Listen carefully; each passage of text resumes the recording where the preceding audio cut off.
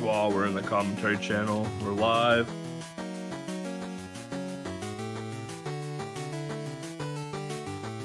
Well, that's been better anyways. So yeah, hello everybody, good evening, and welcome to the 10th edition of the Tiny 10. It means we've been doing this for 5 years. That's kinda odd. I don't think I've even been streaming for 5. Okay, maybe I'm just getting old and forgetting things. But yeah, hello everybody. So we're back at it again with 10 more Game Boy games. 10 complete Game Boy games this time around. The last time we did that was with the Expert Edition, I think, which didn't go over so well. But yeah, now we tried it again. The good thing about this list is basically that we have 9 pretty short games, like all around 10 minutes maximum, and then we're gonna end with like the big whooper, Mega Man 4, which is a 45-minute game. So I definitely put the list in like a lot of short games and then go out with a big bang. So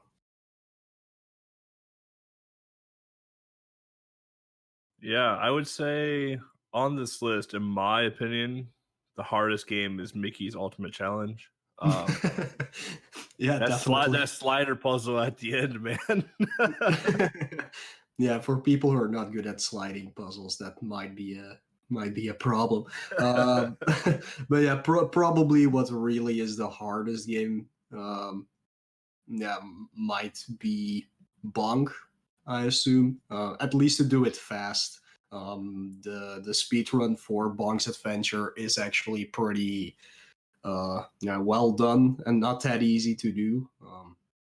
So I think that's not difficulty wise. The game isn't that difficult, but actual speed run wise, that might be one of the harder games to do. Mega Man 4 isn't hard technically. It's probably the second easiest Mega Man game on Game Boy. But yeah, it's pretty long, which is normal for a Mega Man game. So it's an endurance run, basically. Yeah. I don't know. If you ask some people, the hardest game might be Cliffhanger. Yeah. We've heard that a lot, yeah. Cliffhanger is also not that hard of a game, casually, to be fair. But yeah, if you have to do the speed runs, it might be a little bit more difficult. Hold up and right. Call it a day.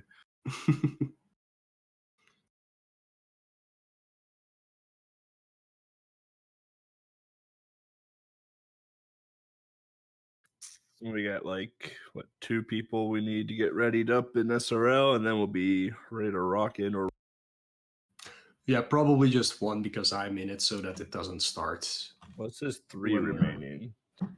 3, yeah. So 1 minus 3 is 2. Yeah. Oh, it was legs. Okay.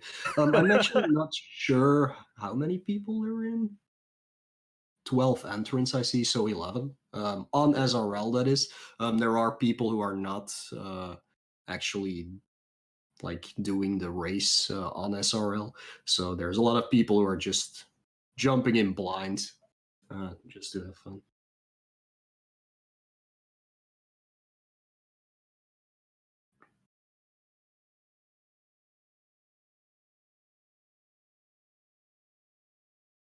We got a handful of runners this time. Yeah, definitely. Like my shout out after the last Tiny 10 did help. Some people may have been a little bit offended, but yeah, it was necessary to like be a little bit more brutal about how things were going.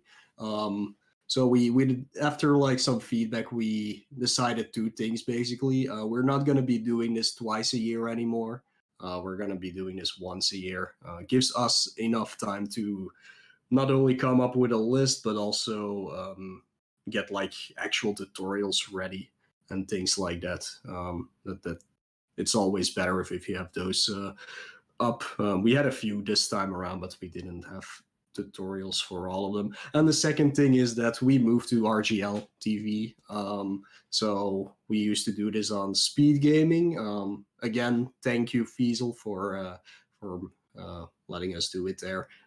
Nothing against them at all, but RGL is doing a Tiny 10 remix on their own, so it makes sense that we would just combine forces and do the Tiny 10 on here. So.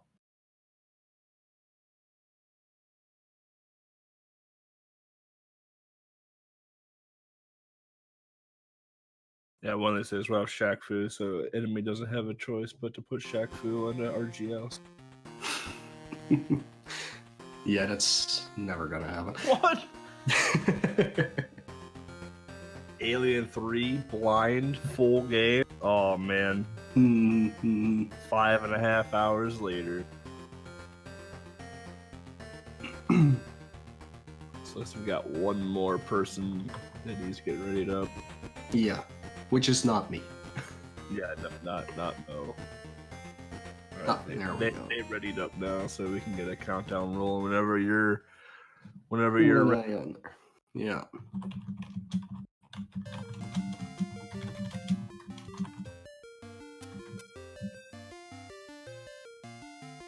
All right, let's do this. It is on enter, right? Yeah, dot on enter. Right. Yeah, it took me a bit to remember.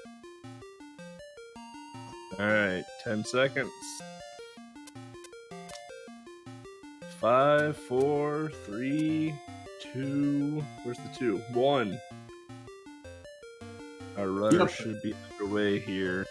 Should be, yes. If it's anything like our trip road race, I pressed start as the trip roll thing reset, and I was like 10 seconds behind everyone.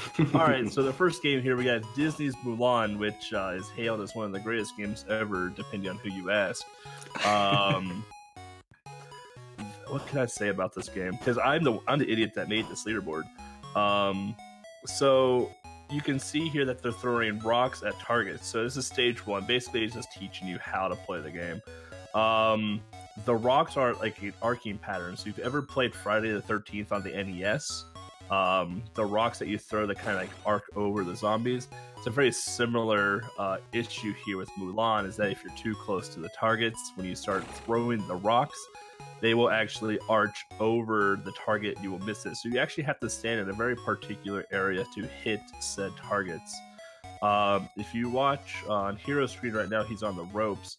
The ropes are actually a lot harder than they appear, because sometimes Mulan just doesn't want to grab them.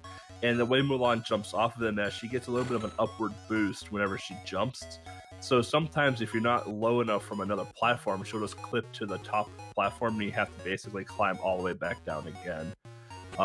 If Hero were to miss and not take out this ninja boy on the logs and fall into the water, he'd have to start stage 1 over again, I believe. But he's going to grab this climbing mechanism and climb the long post here into the center and move on to stage 2. Yeah, Smart Alex sadly fell off the log, so he's restarting. The rules for this game: people can use passwords if they game over on a stage, because there's no continues for whatever reason in this game. Yeah, so here we go in stage 2. It's an auto-scroller, vertical auto-scroller. So here Mulan is swimming. He is touch the NPCs. It's Mulan is caught and game over and lose a life and then start from the beginning of the stage again. If you technically no continues, there's no lives technically either, so you have to put in a password to continue where you left off. Yeah, the auto scroller you can speed going to the top of the screen and swimming faster. So if you would stay more behind, you would just traverse through the water slower. Yeah, and Mulan has the ability to go underwater, which you may see towards the end of this stage. When Mulan is underwater, you can actually go through an NPC and they won't detect that you're a girl, like you just saw in here.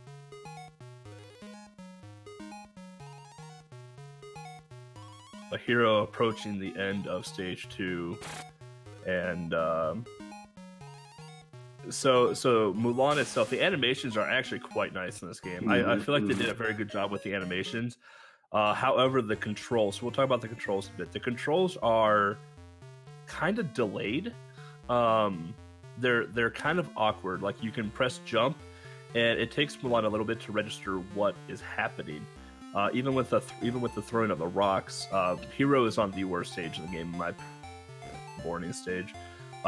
There's gonna be like rubble in the snow where guys are gonna pop out and try and hit Mulan off of the snowboard or whatever that she's on. This stage is whenever you hit something, you fall off, lose a heart. If you don't make a jump properly, you fall into the chasm, lose a heart, lose your 5 hearts, and it's game over, and put in the password to do it all over again. Yeah, not only are the controls a bit delayed, they are also backwards. I would say, like A is throw, but also run. Yeah. And what is B again? I don't even remember what B is. I don't remember. But here we're gonna see is Hero. So Hero doesn't go for the shortcut. It looks like that Legs found pretty recently. The stage beforehand, the snowboarding stage, Mulan does have a hard mode. Oddly enough, Mulan does have a hard mode, and at the hard mode at the end there, where you saw everyone save the person on the rope, you actually have to make that jump in hard mode. In easy, on normal mode that they're playing on right now, it just automatically does it for them. The ice segments that you see Hero and Ross and them on is actually quite tedious. Perspective of sliding down that ice and jumping over the logs is very, very wrong in my opinion. As you're coming down an angle, it looks like you have to jump a little bit early to jump over the log, but that's not the case at all. If you jump too early, you hit the log and pretty much lose a heart, and it sucks. Yeah, so, this game is also not good at explaining some of its mechanics. I don't know if anything gets mentioned in the manual of this game or anything, but on the stage where Hero is on right now, those market stands, you can actually use their roofs as a trampoline to get higher up where you need to be. So yeah, they never really explain that, so sometimes you can see people entering this stage and be like, where do I actually go here? I got lost. I got stuck on the stage when I played it blind because I didn't know you can climb on top of the market stands. And I was like, oh, where do I go? Because I kept going right, and I was like, well, there's a wall here I can't get past. And lo and behold, that you have to climb up on a market stand and jump off of the roof.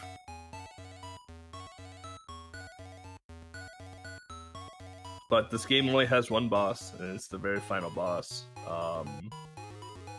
Hero and Ross. If you can call it a boss. Yeah, I mean, kinda.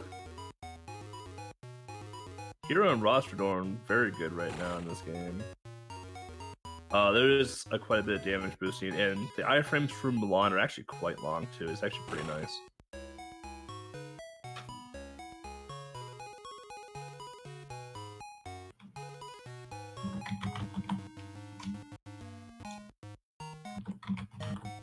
Alright, so Hero is in the final stage of the game, and here he's going to be collecting fireworks. Is it fireworks or is it rock? I don't remember what it is. I think it might be fireworks. Yeah. He's going to be collecting an item. I want to say it's fireworks. And he's going to... And to fight the final boss, Hero is going to be on the left side of the boss and basically push him into a big pile of fireworks. And once the boss falls into the fireworks and the fireworks goes off, then it's GG for Mulan. Yeah, now that I'm looking at it more, those fireworks that you pick up, they kind of look like a snake, actually. Yeah, they kind of do. But they are a firework because Hero just threw one and it blew up on the ground. I've never seen the movie, so I don't know. I haven't seen the movie in years, so I don't remember much of it. I remember Mulan wanting to join the army, but she couldn't because she was a girl. That's all I about remember. Yeah, I only know it from Kingdom Hearts, actually, so.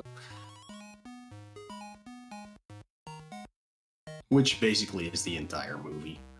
Yeah, it's any Disney movie. So here we go. Hero in the boss fight. So here's the pile of fireworks I was talking about. Hero's gonna wait for what's his face to walk over, and then yep, done. There you go. He just takes a nap in the fireworks. And that's it. That's Mulan. So congratulations, Hero. He'll be moving on to R-Type 2 now. Gotta have those shmups in there. Every time, yes. Which Mo will be able to talk more about R-Type than me, so... Yeah, I used to have the world record in this, until it got put in Tiny 10. So now the world record is currently held by Atros, who basically does a pacifist run. Which is good in this game, because the more that you shoot, the slower the game gets. It's really laggy, but yeah, if you, of course, are not that practiced, you are gonna use some shooting power to get through the game. Like, it doesn't make it super slower, but it could like save you up to a minute at least if you just basically never shoot. So, but yeah, R-Type, we had the first one in a few Tiny 10s ago, I think. That one is actually harder than this one, especially because of the fourth stage, which is basically a maze, and if you go the wrong way, you end up dead. This game also has one of those stages for sure, where blockades get created by some enemies, and if you don't shoot them in time, you also get stuck. I think that it's stage 4 as well in this game. But besides that, the only really hard stage might be the second one, which is the quote-unquote underwater stage. Because of the currents, because of the tiny gaps you have to go through with a lot of enemies spawn, and enemies do have a, like, annoying way of exploding when they touch the ceiling, creating even more things you have to avoid, of course. But besides that, this is actually a pretty simple game. I'm not sure if it has unlimited continues, though. I always forget because, well, on easy mode at least, that's what they're playing on. This is a very, very easy game. Boss fights last for maybe 5 seconds at best. On higher difficulties, there were also more bullets flying around and things like that. But yeah, easy mode is definitely really easy in this case. Yeah, our runners will be playing R-Type 2 on easy mode. Otherwise, if they just mash start, I believe it just goes into normal. And you can see how fast the enemies die, or the bosses die on Hero's screen there, especially with your little projectile thingy in the front. If you look down at, I believe it was Smart Alec's screen in the bottom right corner, you saw that Smart Alec kind of just fell off the screen. In Mulan, there is quote-unquote fall damage. If you jump from too high of a space, Mulan just kind of falls quote-unquote indefinitely, even though there is a floor underneath her, and you'll just lose a heart right then and there. That's why you see many of the runners in Mulan don't take the giant long jumps off of roofs. You can see them kind of like cautiously go down the step. In chat, someone asked if Mulan is fun. It depends who you ask. I'm gonna say no. I will say it's fun to play quickly, but it's not fun casually. One of those games that's more fun as a speedrun than it is a casual. Yeah. It is playable, however. Like, yeah, it's not like Pinocchio, or not Pinocchio. What's the other P1? Pocahontas. It's not like Pocahontas, yeah.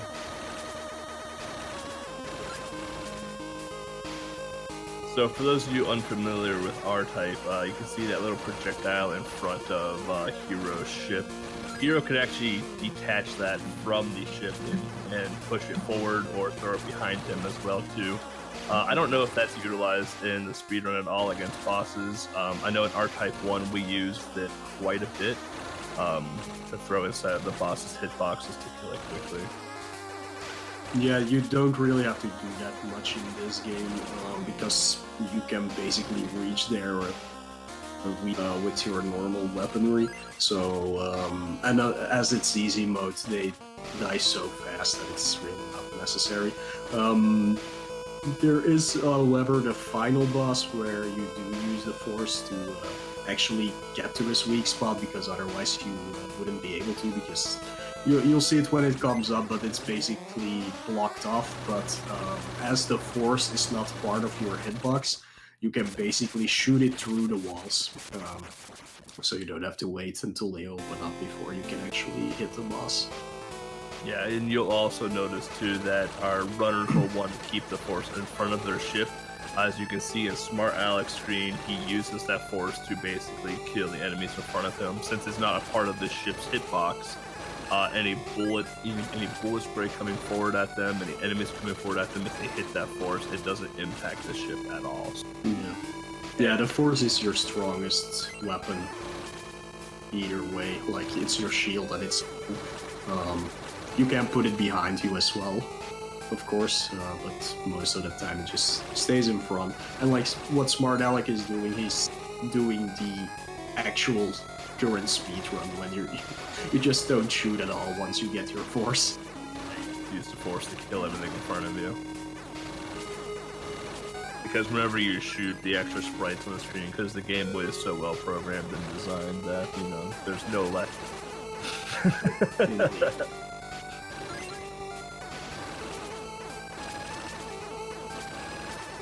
But yeah, besides being another shmup that I put in here, because I love to do that, it's also another IREM game we put in the Tiny Tan. We've had a lot of those. Love IREM. Yeah, they always make good Game Boy games or speedruns, like Ninja Spirit. Not a really good, great speedrun, however.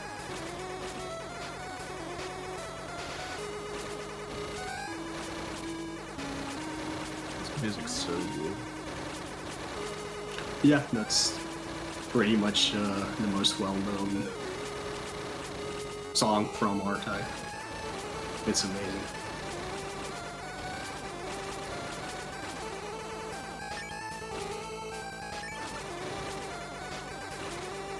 The rare one-up.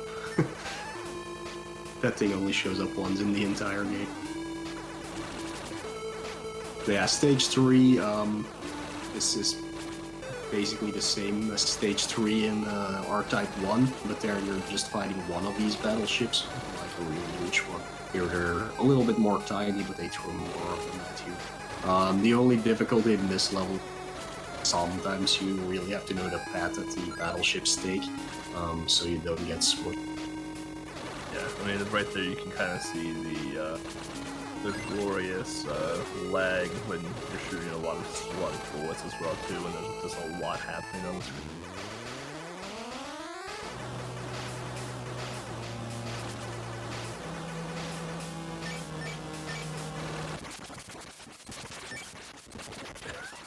There you go. So yeah, Hero throws the force into that enemy hitbox there, knock it down.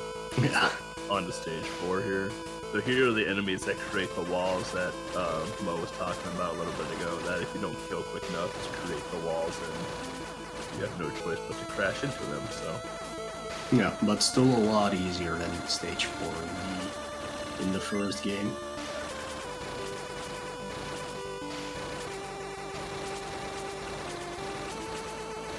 R-Type 2 on Game Boy only has 5 stages, like the original game has 7 or 8, I believe, but yeah, they couldn't put that onto the card, I guess, so only 5 stages in this one. Not with that, actually, they can't. I mean, it's probably doable, but yeah.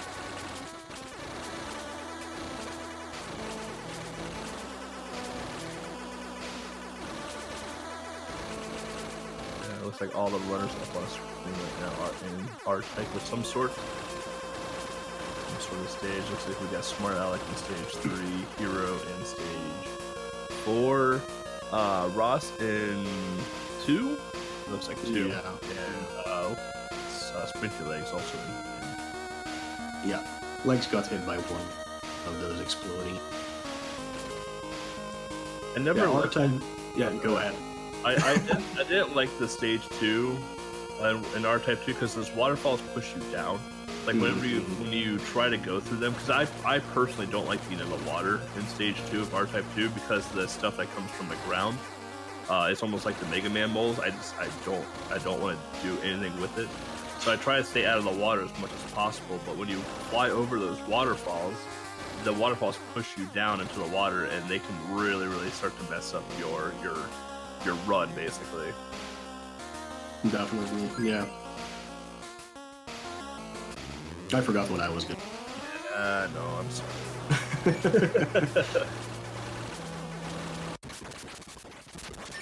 It was something about R-Type, at least. Well, at least it was something. Yeah. Tiny.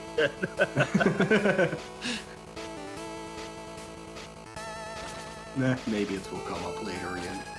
Was blaming on the old age. Mm-hmm. And me not really being awake today. But... Yeah. Yeah, speaking of R-Type, and this was not the I say, but R-Type was basically done. The entire series was done after they made R-Type Final, or PS2, I believe that was. But like Iron doesn't exist anymore, at least not as a gaming company. So one of I think the creator of R-Type just bought the rights for it, and they are now actually making R-Type Final 2, which is really exciting because I still think this is you backed it, yeah. It's yeah. Jason Austin, because he did the first R-Type. No, it's one of the Japanese.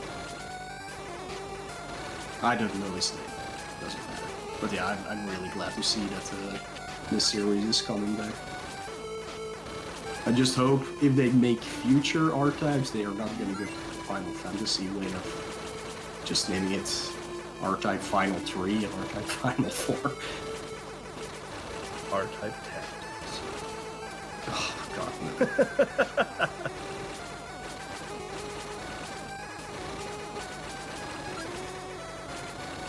R-Type Final 14.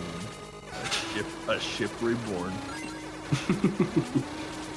That's the MMO then. It's the MMO, yeah. Hero is coming up to the final boss of R-Type, and like as you can see, there's a wall, but like I said, you just well, you shoot the force through it, and you're good. Destroy the fetus there. Yeah. Well, he's done with game 2. Yeah, R-Type 2 is in the bags for Hero.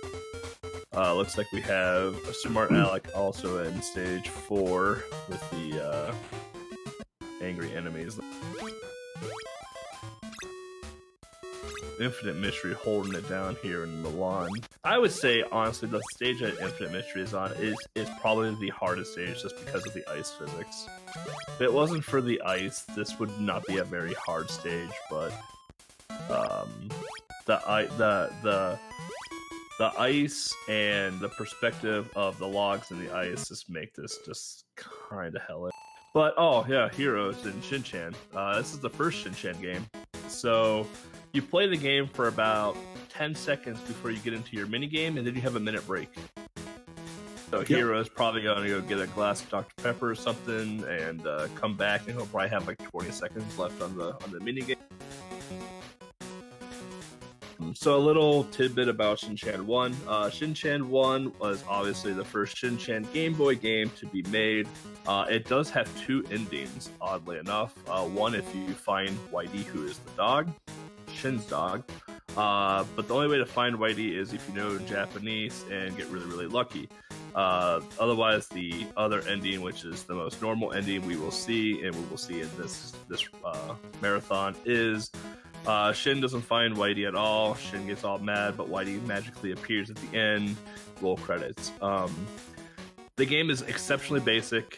There are no continues either. Once you die three times, I think it is, it's game over. There's no passwords. There's no continues. There's literally nothing. You start the entire game over again. Shin doesn't have an attack. Shin doesn't have a native attack, so Shin can't do anything except for jump on top of enemies' heads.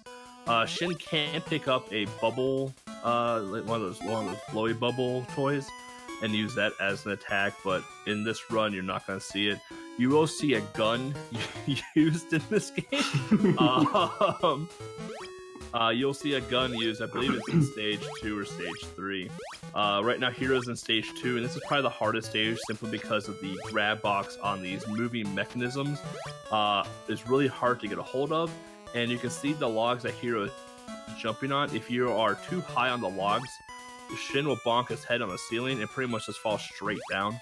If you're too low in the log, Shin won't have the momentum to reach said log. So now Hero's on the springs. It takes about 2 or 3 bounces to get to it. Now we're gonna play red light, green light here, and you're basically gonna mash A because you want Shin to fall and lose this game as fast as possible, so we can get out of the mini game. So here we're gonna pick up a gun. And here, Hero's going to try and get basically to the end of the stage as fast as possible and shoot a preemptive bullet in a cave. And what that's going to do is that it's going to hit one of the bullies off of the pole towards the end. So there it goes. And then Hero's is going to jump up and shoot the other bully and then climb and then just finish off the stage here. Yeah, very short game. Yes. So here we are in stage 3. You have Whitey with you. You have a boy on a pogo stick. You have a couple of them coming around. Whitey follows you, and it does little borks here and there just to be cute. The hitboxes, I will say, of Shin Chan 1 are quite awful. Even if you jump on a kid's head, if you're too far to the left or too far to the right of the hitbox, you will just die. So here, Hero is in the bike minigame, and the game is you actually want to complete this minigame because it's faster to complete it than it is to let the AI finish it. You want to kind of avoid the sand as it does slow you down. You want to avoid the puddles because it spins you out, just like you saw, and you want to avoid the pits because you fall down them. You showed all 3 of them in a row. You want to hit the arrows as much as possible to keep your boost rolling. But however, if you do move through the sand, if you move through the sand diagonally, you can get to the sand a little bit quicker. So as we progress through here, Hero is going to get into stage 4, which is actually the hardest stage in the game. But before we get into that, Hero is going to try and do a couple frame window jump here. This is not a running trick per se, but it is a very tight window, and casually you can hit this. So you want to jump a little bit after the slide, and Hero didn't get it, unfortunately. So now Hero has to duck a few times here to get past the kid blowing the bubbles. If he were to jump this a frame later, he would have made it on top of that piece of land right there and collected the 1-up wherever it is, and been able to jump over everyone. So here, Hero's in the final stage. Honestly, the final stage isn't hard except for this opening section here with the 2 bullies. So you have one bully that chases behind you, and you have another bully that spits a bubble at you. If you're not... The bully that spits the bubble at you will just kill you outright without hesitation. So here you see Hero grabbing a gun. Not sure if that's for safety or what. I know in the speedrun route we don't grab any items in the final stage at all except for the action. Or we don't even grab the action bastard suit because that's in 2. We don't grab any items in the final stage. So.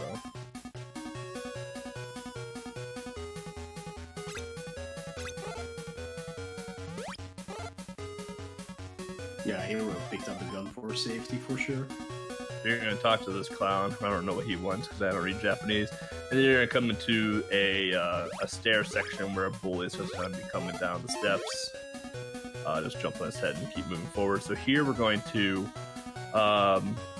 activate the boss fight. And the boss fight is pretty hard. All you have to do is just run right and hold up against the wall. But Hero's just going to shoot him 3 times. Typically the trick for that fight is if you just hold right, jump over the principal, and just hold right against the wall and keep bouncing on Principal's head. You can just kill it in 3 jumps. So here, Hero's at the end of the game right now and calling for Whitey. And the little dialogue at the bottom, they kind of give you hints of where Whitey is at in the park. After 3 failed attempts, Shin gives up and then trigger quote-unquote bad ending. Yeah, this is the last time you will be seeing a Shin-chan platformer, at least in the Tiny Town, because this is the last one. There are 2 more, being a collection of mini games that you saw throughout all the other games. So 1 through 4, but 4 does 4? Oh yeah, if you actually actively go. We've already done 4. Yeah, but I mean like the mini games. Oh yeah, you have to have coins to do them. Yeah, you don't have to do them. But yeah, the 3rd game is basically the first one, which is a minigame collection, and the 5th one just takes minigames from all other 4 and has its own, like, quote-unquote story. But yeah, it's basically a collection of everything. The 5th one is kind of long. Like, you can't really skip much for minigames in the 5th one. It's a pretty long one. But the 3rd one is pretty chill. It has multiple endings, multiple percentages. Pretty cool game, even casually. So here we have Hero on Bonk's adventure now. I'm not a fan of Bonk, but I'm not. I like Bonk's Revenge, but I don't like Bonk's adventure. I like Bonk on the TurboGrafx. Don't like it on the Game Boy. But basically, Bonk is the kind of caveat to this game is you can flip in the air to kind of not really maintain a level, but to kind of keep yourself from falling down quickly. If you land on your head, you kind of like stun yourself and kind of pause there for a little bit. But that's how you kind of hurt enemies. That's how you kill enemies, is basically headbutting them. You're gonna see our runners pick up meat throughout the run. For the initial first like 10 seconds or 15 seconds of the meat, you have a boosted walk speed, and I believe you do more damage as angry mode Bonk Boy.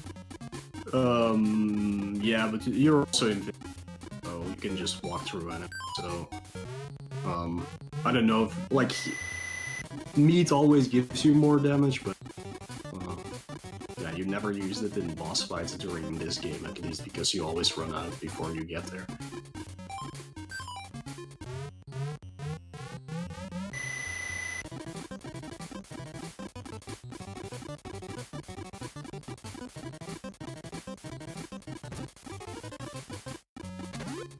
So basically, you got these little like dino cars here. So Hero's gonna face off against the first boss, which is the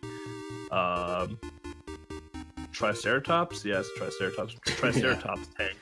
And he kept his meat power up, so he's just gonna scream at the dinosaur tank a few times and call it a day. Otherwise, you have to hit it where its horns are. You have to hit it slightly behind the horns on that hump with your head. Some people they don't have the food power up. What they'll do is that they'll take they'll take damage to user invincibility frames and stay inside of the hitbox of the boss and jump and hit it from the bottom, which I believe is a critical hit in this game. So. Oh, I did not know that, actually. At least the critical hit thing. The second stage, you see here a lot of people first playing this game get stuck here, because it's not really clear, but you can actually swim up the waterfalls. Yeah, some people think that you need to bonk on an enemy just to get on the higher platforms, but that's totally not necessary. And you're seeing Hero jump on like those little flower things on the ground to like get a little boost, jump up. Not all of those flowers are friendly. Sometimes a Undertale sunflower will pop out of it and attack you. So yeah, Bonk is a strange, strange game in many ways. One fun thing about Bonk, which I really like, is if you lose, you do not like get reset at a checkpoint or anything like that. Yeah, you just continue from where you where you died. So only when you actually get a game over, you have to restart stages, but otherwise you basically remain where you actually are, which is more of like a thing they use in beat 'em ups, I guess. You don't see that very often in platforming games. It's so good too because when Bonk is quote unquote dead, he lays on the ground but stares into the sky with this menacing grin on his face. And you're just like, oh, and then you just press like with a start, and you just like spawn right back where you. Yeah. So you're gonna see Hero collect these white hearts, I guess, empty hearts. They're just an extra heart container. So, but Hero's gonna be facing off against my favorite boss of this game, which I don't think anybody likes this boss. which is the bird.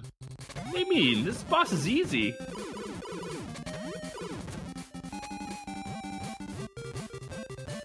So like all it does is dip down. See? Yeah, but the hitboxes are weird, like for all bosses in Bonk. That's what makes this game a lot harder than it should be. Especially the final boss. Yeah, that one took me like 40 minutes, I think, the first time I played this game. Yeah. I think the final boss took me like 25 minutes just to clear it. So here, so yeah, nice. there's a shortcut. If you don't jump over that bridge, you have to go through some swimming segment, and it kind of sucks. But in this stage, you get to see the most adorable sprite ever. We'll keep it a secret for you all. Yeah, it is very easy to fall down, by the way. Yes. Those platforms, like when they start falling, you don't have control of Bonk anymore. Yeah. So.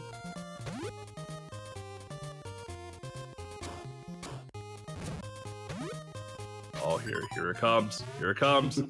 Yeah. Turtle Bonk.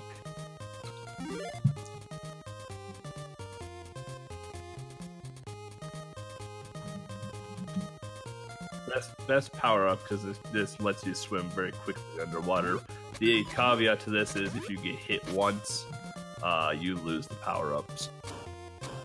Hero's gonna try and keep this as long as possible.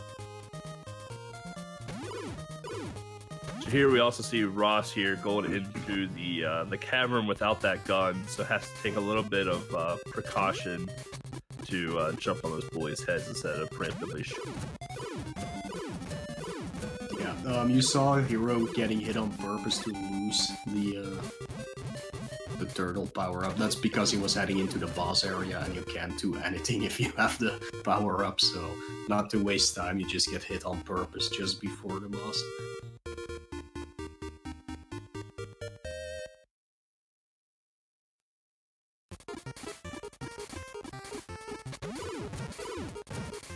Should have had Bonk's Revenge in here for the ice skating dinosaur.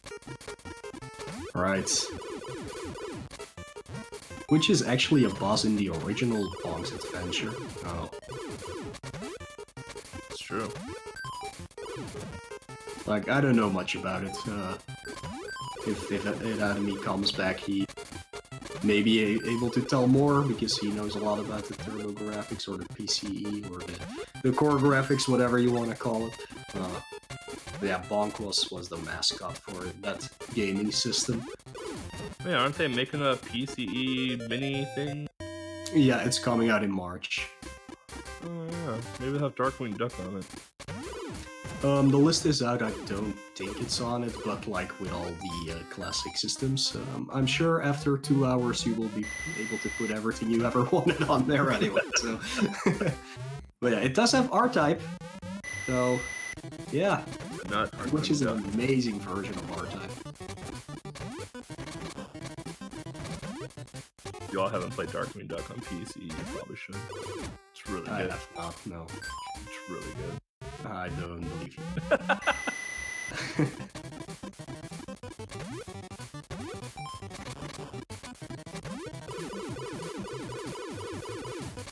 Yeah, of course it will have Bonk's Adventure on it as well. Yeah, it should have Bonk since that's a very popular game for that console. And it also has Ninja Spirit. Is it good? It's better than the Game Boy version. It's pretty good actually on PC. At least it has graphics. Alright.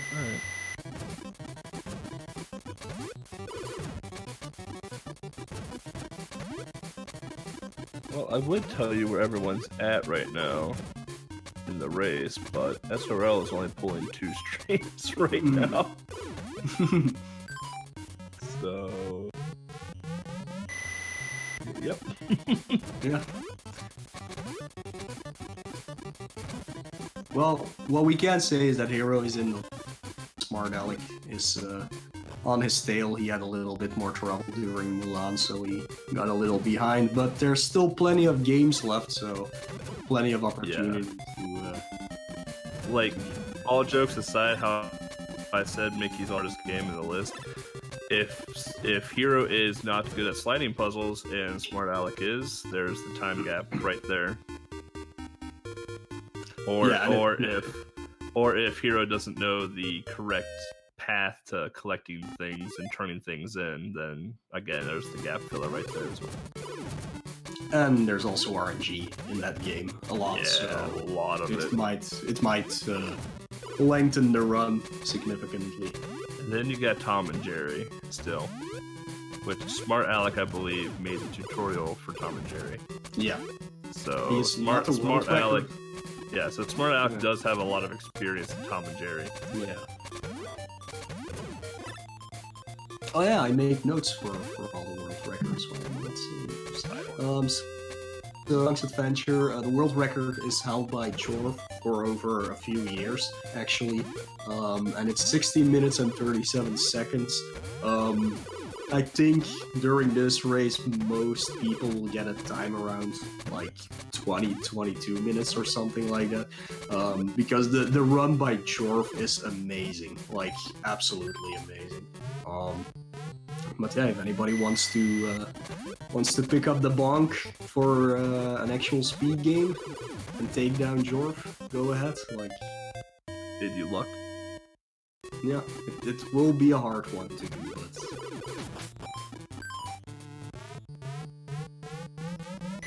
We got cute turtle sprite in the top right corner. Got legs smashing through R-Type 2. Heroes, what? Halfway through Bonk? Maybe approaching more towards the end? It's been a while since I played Bonk. Stage 4 out of 5. Or 6? I don't remember. Once I see, so Bonk's Adventure, much like Bonk's Revenge as well, has a boss gauntlet at the end of it. Look at that cute little. Yeah, Why did he the first pet him? time Yeah, I've I never see seen guy. that sprite. Where did it come from? I don't know, but I like it. Yeah. So this game has a boss gauntlet where you have to refight all the bosses again. So, I believe Hero is actually approaching that. Like, Yeah, I think so. And then there's quote-unquote 2 more stages, but they're just boss fights, so it doesn't really count as a stage, I guess. yeah. And it looks like Legs is gonna kill the fetus here at the end and finish out R-Type. Yep. Take that fetus. Oh, there's another pet boy again. Just fell down. Kill the anti-fairy apparently. Zelda game now.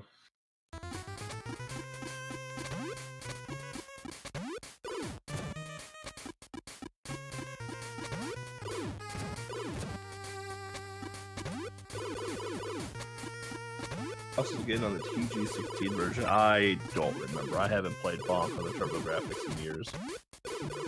Yeah, you do. Well, those little T-Rexes are kind of setup. Like in the TurboGrafx version, you go through a hallway, and after a few rooms, you get to the boss fights. In this one, there's like a quote-unquote Mega Man-esque style refight room where you take down like the Dino car elevators to get into the boss rooms. have any turtle emotes, time to use them. This is probably the hardest section that you're going to see the turtle use. The turtle has an exceptionally weird hitbox in that if you do like press up into a ceiling, Bonk actually gets stuck in the ceiling. And you can't move at all, which does make dodging enemies a little more difficult, but you're going to see their heroes going to take intentional damage to get rid of the turtle suit. Since the turtle suit does move slowly outside of water. So here's what I can get. So the big black hearts are full health refill. The small hearts only just do 1 heart. Get some meat, flour meat. Who needs wall meat when you got flour meat? No. Does that mean that Bonk actually is vegan? Because it's all flour meat. It's that impossible. Not with now. It's all plant based. Yeah.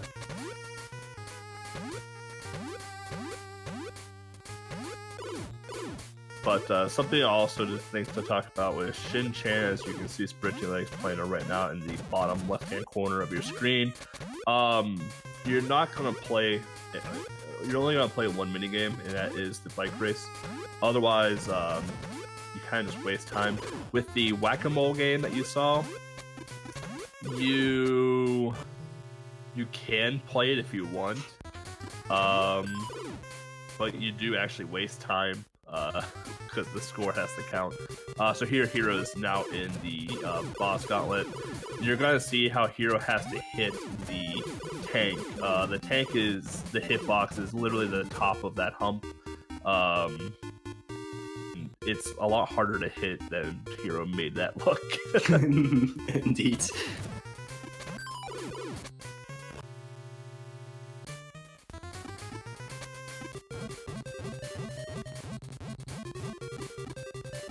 So Legs is opting to go get the 1-up over here on the left-hand side of the screen. If you take the zip line on the bottom here, where you'll see it here on the bottom of that log, you can take it to collect your soda cans. I believe you can collect 15 or 20 soda cans. Maybe it's 10. I don't remember. You do get a free life from that as well too. But you can't progress to the stage if you take the bottom zip line because you can't get on top of this section right here, which you need to do to trigger the spring. You need to jump on the spring a minimum of like 2 times. Think of like Mario springs from SMB1. If you're not on the very edge of the spring, as you saw on Legs' of the screen, you're going to hit the top spring and it's going to shoot you straight down. If you're not prepared for it, you're going to get shot right into the pit and lose a life. Yeah, is there one game out there that actually knows how to do springs? Because every time I encounter a spring in a game, it's like the hardest thing I've ever made. Gremlins 2. Gremlins 2, yeah, that's the worst one. I don't know how they made it even worse than the Super Mario 1 springs, but they somehow managed to do that. And that minigame that you see Legs playing, that red light, green light game, you do have to play that in Shin-Chan 3 if you want to go for 100%. And that game is actually a lot harder than it appears too, because you have a lot of forward momentum with Shin, and if you don't stop pressing A or preemptively stop pressing A in time of the heck is that kid? I can't remember the kid's name now. Shin will either fall forward or backwards, and there's literally nothing you can do about it. You have to restart the whole minigame again. It's actually a lot harder than it looks.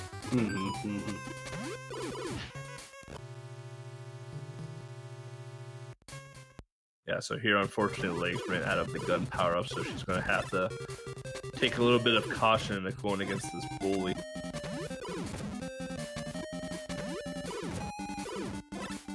Because with Shin, if you do get hit once as well, you die. There are no hit points. The heck hit her? I have no idea. She like jumped off the street and died. Oh, I think her timer ran out. Oh, I was like, what? The ceiling? No, I think it was the timer. Yeah, I think your timer ran out because you had 20 seconds.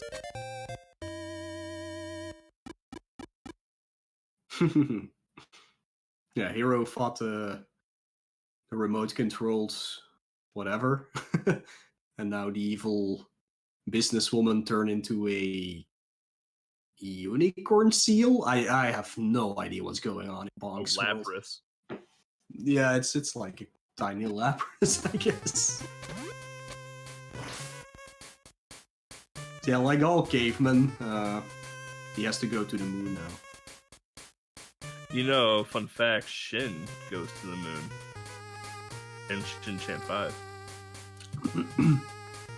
All good series must have a moon episode in them. Even DuckTales. Even DuckTales. Yeah. Got Hellraiser, Friday the 13th. No, not Friday the 13th. No, yes. he goes to space. Yeah. Jason X. Oh, yeah. You have to go into space. Dino Crisis. So yeah, here Hero is fighting the final boss, the moon dinosaur. If you guys didn't know, dinosaurs actually originated from the moon.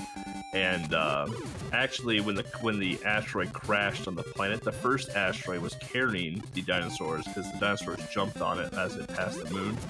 And when it crashed to the Earth, that's how we got the dinosaurs on Earth. And then the second asteroid came, and that's how we have human life. The humans were on Mars. That's why we're slowly finding more life on that planet. So. Who needs History Channel when you have the time?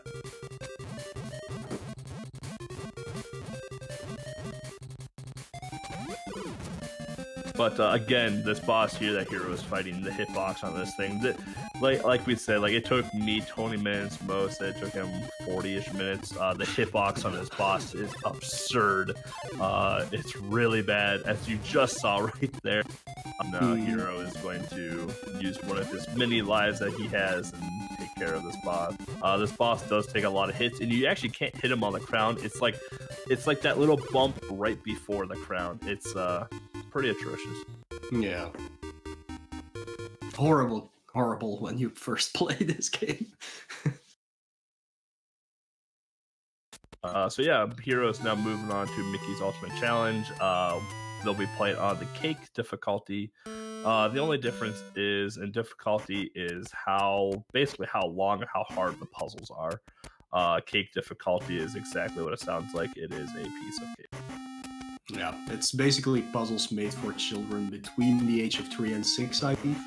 And if you select higher difficulties, it's for older kids. Like in this first mini game, all you have to do is follow the alphabet, basically. But on higher difficulties, you actually have to make a word, and you don't get a hint what that word is.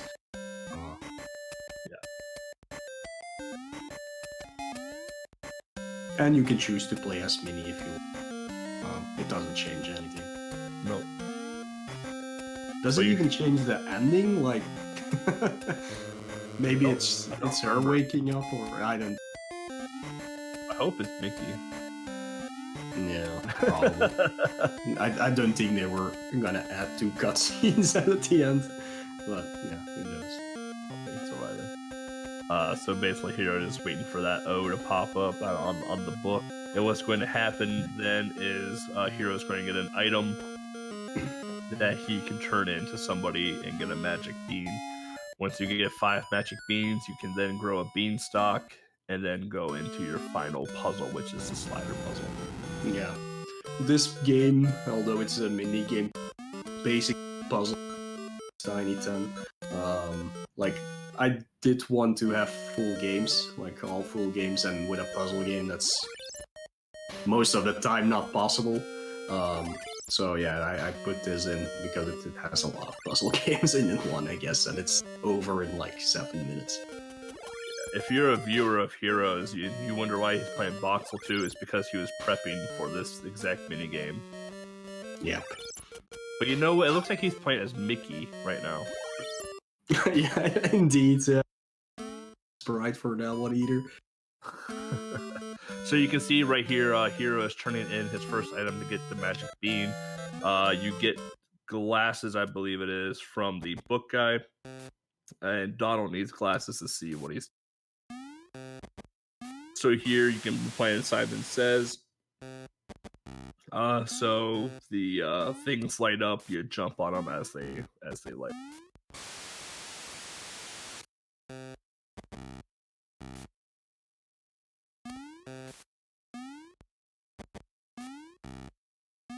So here we have Legs finishing up Shin-Chan 1. We have Smart Alec facing off against Final Form Dinosaur. And we have Piggin here on, I don't know which stage this one is, but probably near the end of Bonk as well. So all racers within a pretty close stats of each other. Indeed, yeah. Until cliffhanger happens. Yeah.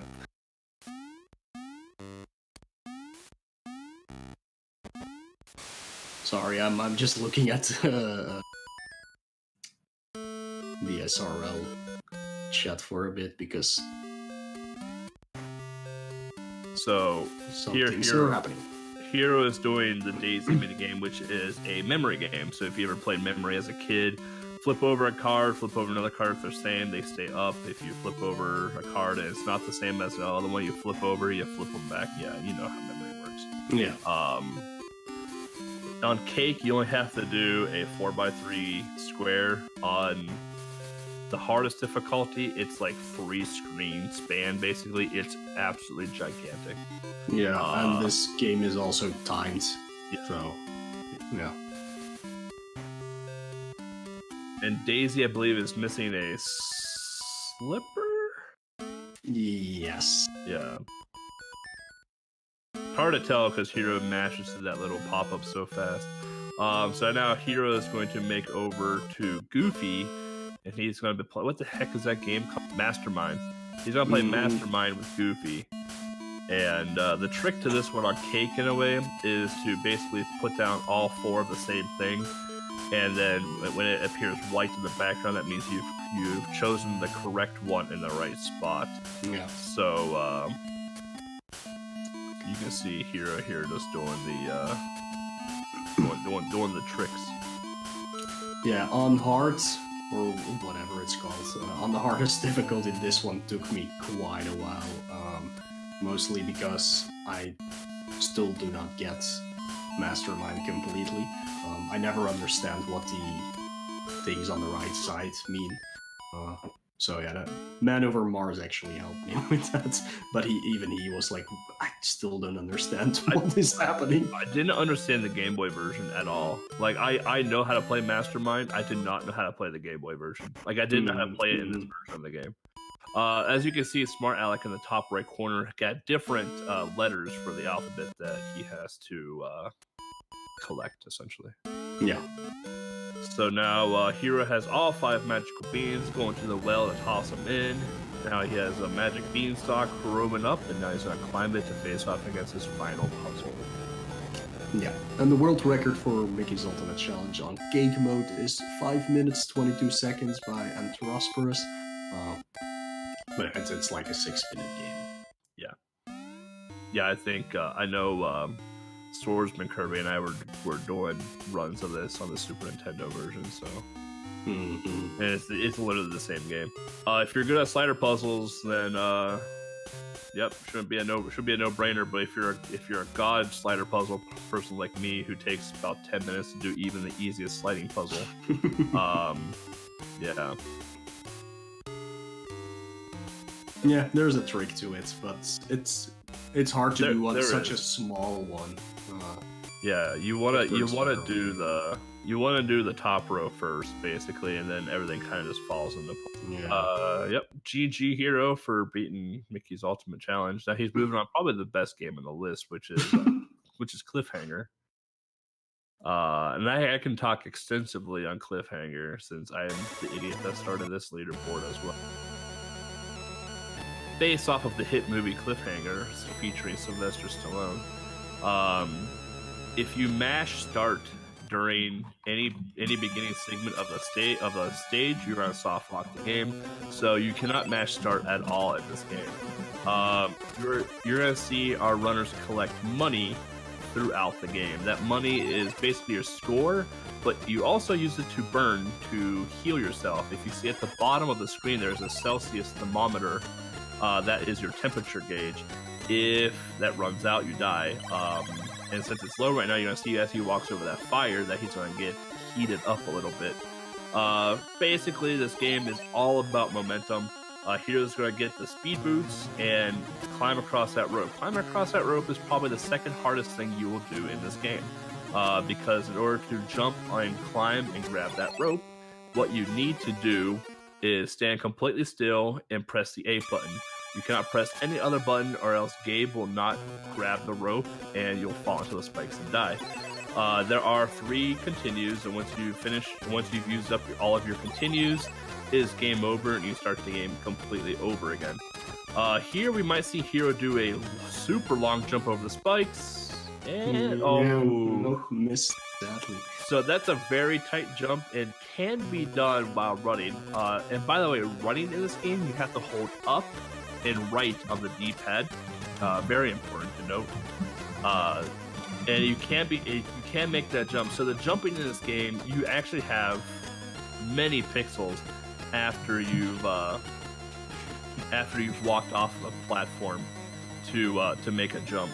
So you can see here, Hero is trying to grab that rope, but it just ain't happening for him. So there he goes. He took about 2 steps off of the platform and made that jump.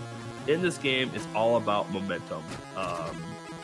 You're gonna see Hero jump over the 3 steps because when you fall down, it takes Gabe forever to recover when falling down. So here in the ladder stage, if you get hit by the simplest boulder, you fall off of the ladder. If you fall from too high of a space, you take fall damage and die. It's a really well thought out stage. This will not be the last one we see of this. So basically the premise here is get to the top of the mountain and you're safe and move on with your life because this stage is your first set of RNG in the game and it will ruin it.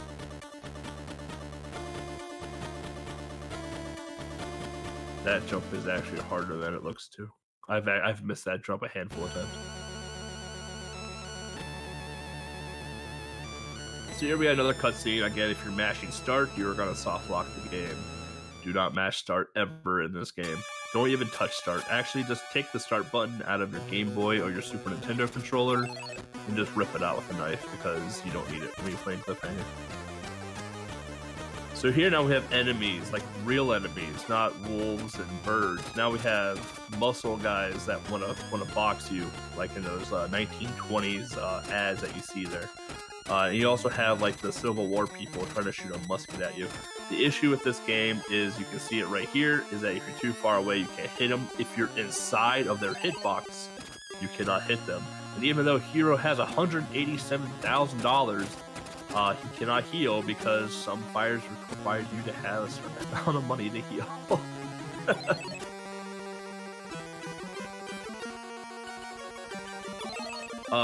But if you've ever played the NES version of Cliffhanger, you've pretty much played the Game Boy version. There are 2 very big differences between the NES and the Game Boy version. Oh, the hero dies. So whenever you die in a stage, you start from the very beginning of that stage. There are no checkpoints in Cliffhanger.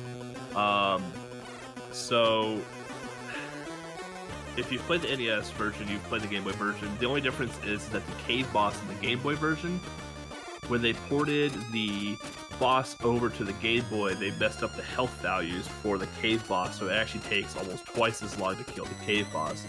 And also there is a stage in the Game Boy version that requires accurate moving platforming. And in this game, when you're jumping, there is a slight delay and Gabe's jump does move forward. So you have to be exceptionally accurate on the moving platform section as well, which is something you don't have to do at all in the NES version.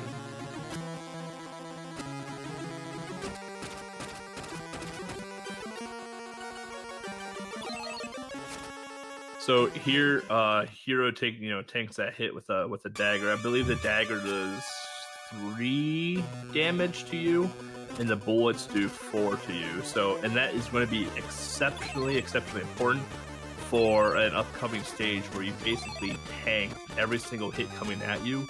And depending on your movement, if you have one wrong movement in the stage, you are not going to make it. So here in this stage, the goal is to basically beat that flying dagger to the mountain that you saw Hero just take right here. Yeah, the person is strong enough to throw a dagger miles away. So Hero's going to face off against the first boss.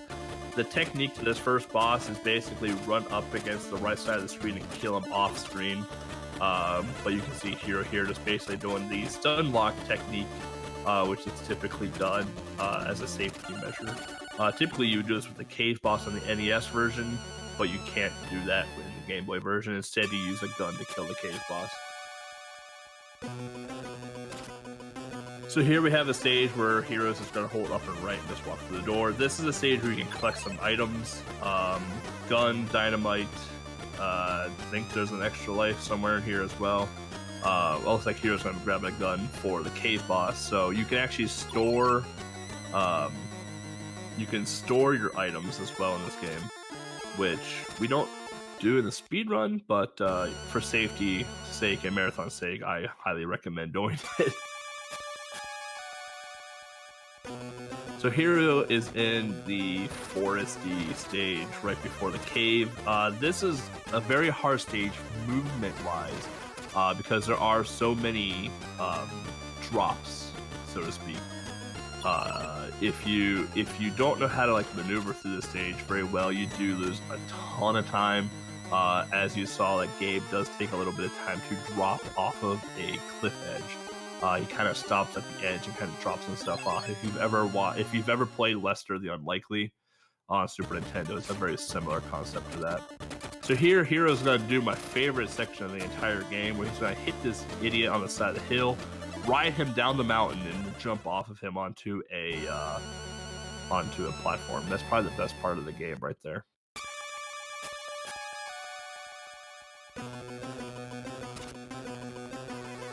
So here, Hero's going to do a run to the cave, basically jump over a giant chasm because Sylvester Stallone has his Air Jordans onto that, and now he's inside of the cave. The only menacing thing in the cave is the falling meatballs from the rock edge. The bats aren't too bad; they might hit you here and there, but they're not terrible. In this section here, there is a gun that you can grab. And then you kind of want to stay in the upper part of the cave to grab the climbing gloves. If Hero can grab the climbing gloves, he will have to be careful not to die throughout the rest of the game. Because if Hero dies after collecting the climbing gloves in the cave stage, he will lose the climbing gloves. So let's see if he does go back and grab them. So if he doesn't die from here on out, he will actually save time in the final stage of the game, because you need the climbing gloves for the final segment. Here, Hero is about to fight the cave boss, and Hero is going to use his gun for all of this. The cave boss hitbox is kind of awkward. Basically, you're going to want to shoot him in the shins. If that cave boss gets anywhere near you, he is going to tear you apart. So Hero is going to use all of his guns. I don't remember how many bullets each gun has, 6 or 8 bullets, I believe it is. That's why he grabbed 3 guns before the cave boss. Call it a day, spins on his body a little bit, and moves on with his life. Yeah, the cave boss is not Cave Bobo from Double Dragon game. No. So this is the level that is different than the NES version. This is the stage I talked about, that if you don't understand health count and how much damage each weapon does to you, can be a little dicey towards the end. So here, Hero is going to wait from a moving log and do a very accurate jump onto it, and then basically keep running forward. He's going to be taking a lot of damage, and that punchy guy right there, if he gets 2 hits on you, you are guaranteed to die at the end of the stage. As you can see, Hero is now in the red basically for his health, and the fire does not heal him, so he decides to throw dynamite at the guy. Pretty smart move, honestly. and clear out the final enemies here so he doesn't have to take a ton of damage at the end. Very smart move for Marathon. So here we go, climbing segment. So those climbing gloves a hero got in the cave lets you climb the stage immediately. Otherwise, you have to jump to the lower left-hand corner of the stage to grab your climbing mitts. This stage is exceptionally tedious as these rocks are RNG as well. If you are not over a platform and you are too high up, you will immediately die. Because there is fall damage in this game, and the game is not consistent at all at how high you need to be for that to happen. Hero is getting very bad RNG with the rocks here, but he's at the top, made it to the end. Now he has to shoot down a helicopter with a pistol, just like Saving Private Ryan, you know, except with a tank instead. So this stage here is literally all about momentum again. You're going to run through everyone, and you're going to jump on top of ledges as seen fit. An issue with Cliffhanger as well is that if you are too close to an edge, Gabe will not jump forward at all, and you'll jump straight up and take a bunch of damage if you have a shooty boy next to you. So here you're going to collect another gun, and Hero is now going to face off against the helicopter. The helicopter does have a pretty consistent pattern where it shoots kind of where Gabe is, but the shot is so wild that it doesn't matter. If you actually walk underneath the helicopter as it's falling, it does hurt you quite a bit. I have actually lost a run to that helicopter killing me. So the final boss, if you remember from Mulan, where you have to hit the guy into the fireworks, well, in Cliffhanger, if you've ever played The Lion King, you have to hit the guy off the cliff. So Hero is going to basically go to the edge of this cliff here and wait for, I don't remember the villain's name in Cliffhanger, to walk towards him. So I'll just walk through him and basically kick him off of the edge. And GG Cliffhanger. Yeah. I saw the helicopter thing again. The first time I saw it crash when I was playing through the game blinds really cracked me up. Yeah, it just falls Walks into the wall. The hero is now a Fish Dude. So Fish Dude is actually a pretty creative little game where you're a little fish, and at the bottom right corner of the screen you can see a fish icon and the number going down. Hero has to eat X amount of fish in the game to proceed through said game. You have to dodge the big fishies or else they'll eat you, like that, and you can jump out of the water and whatnot as well too. But if you jump out of the water, you gotta be careful for the birds that will try and catch you. Yeah. Fish Dude is marvelous. That's all I can say.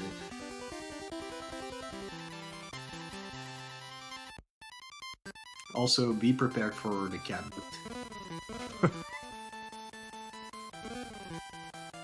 Whoa!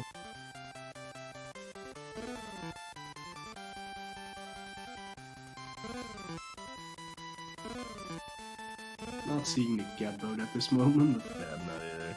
So Hero is hitting that octopus there, basically kind of like the star from Mario, where nothing, the big fish kind of ignores you.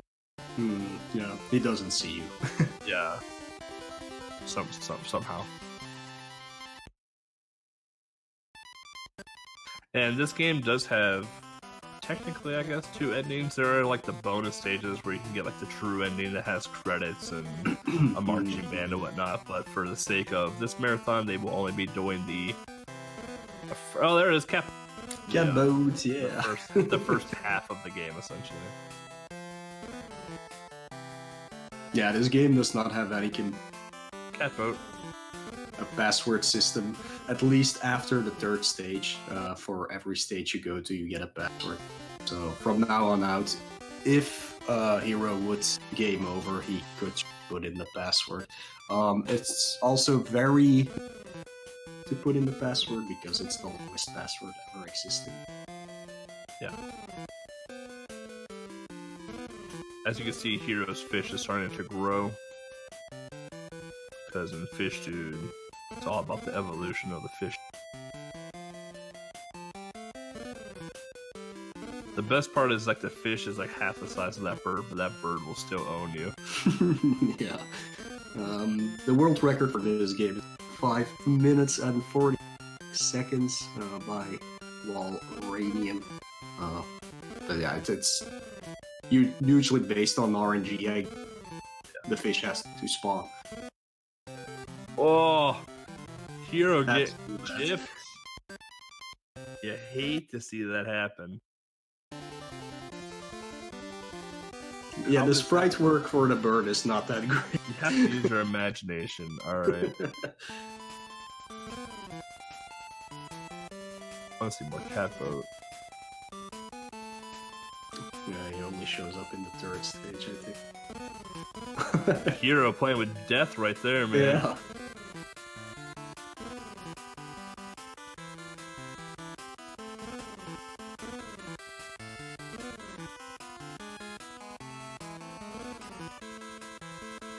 It's a fun glitch.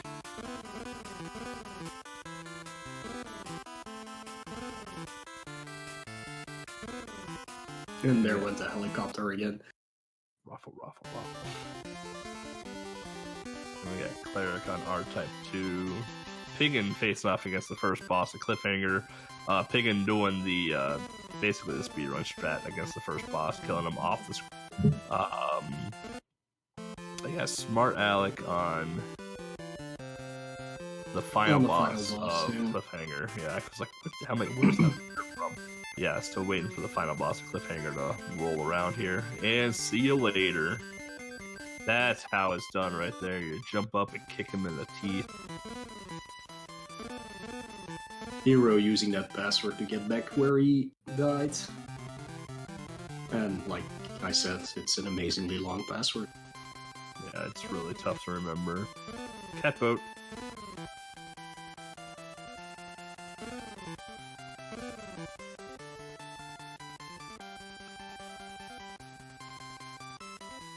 This game was actually pretty fun to play casually, though. I don't know if I'd like the speedrun of it, because it is it's just so RNG heavy.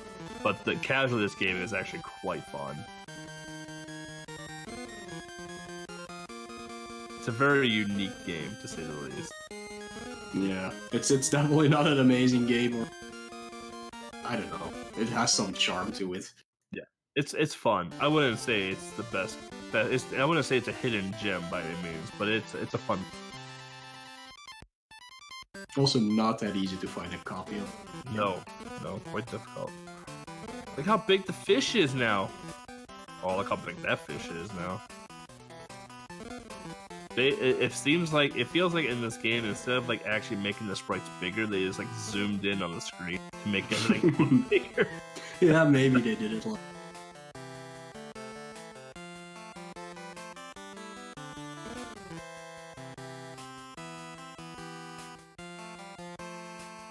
Yeah, this game feels more like one of those Game Boy Jam games that somehow got an actual release or no idea, but yeah, no, it was does, made in, yeah. Was made in like in an afternoon or something. But yeah, whatever. It's like the fish Pac-Man basically. Run, Hero.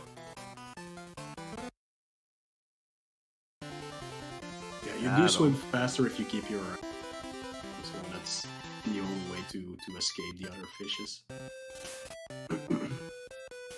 Oh, get the water jump.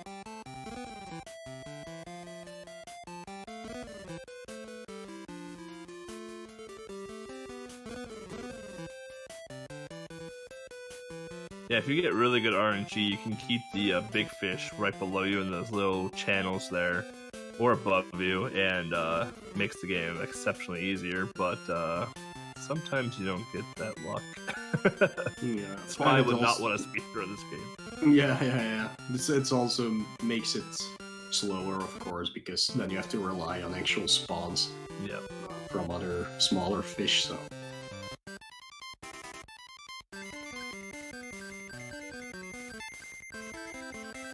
We have Smart Alec on Fish Dude now. We got Piggin face off against the cave boss with bare hands. What a god! Punched him right in the face.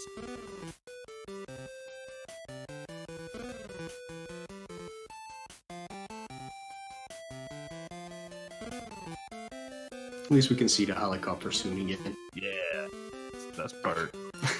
They should have added the. Oh I no, that's not good. Luckily, Yeah. still out and it continues. So those falling logs right there in that waterfall aren't the same logs that you jump on going vertically across this or horizontally across the stage. The vertical falling logs just fall into the water and disappear. I've tested this already because I thought if you can just ride the log that you're good to go. But the log actually spawns way later on into the water. It kind of sucks. It's not like Mario 2. Yeah, see that muscle boy right there, man. He is just not a good time. Watch out for Scuba Steve. Yeah, so this is the final stage, well, of the normal mode again. But yeah, now the tables have turned. You're not trying to eat the human diver. You're actually trying to get the bigger fish, but you can only get him if you attack him from behind. Yeah, it's like Evo. If you've ever played Evo for the Super Nintendo, you have to evolve yourself to take on all the other. Nah, getting unlucky. That is the way to do it, like, look off you and he comes across the corner and get the fish, but yeah, it doesn't. Watching Clerics R-Type 2, just it's like LSD trip. Yeah, it kinda is alright for our time, actually. It ain't bad.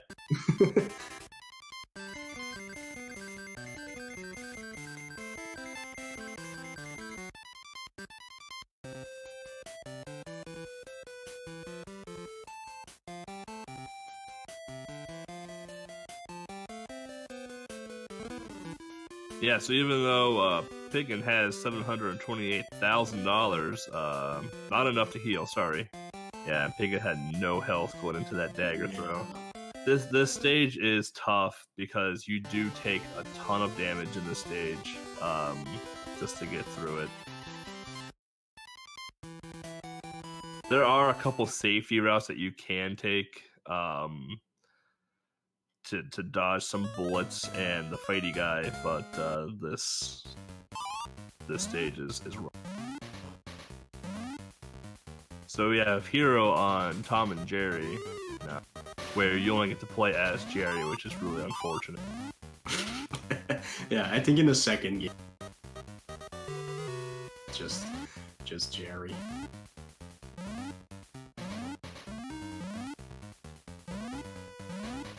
I think the second game is also based on the movie, which was not great. If anybody remembers that movie.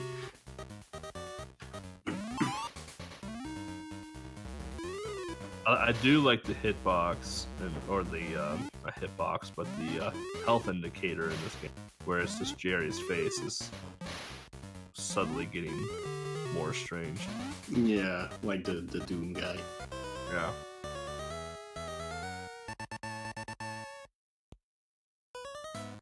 So Piggin on final continue has to be a little careful on this stage.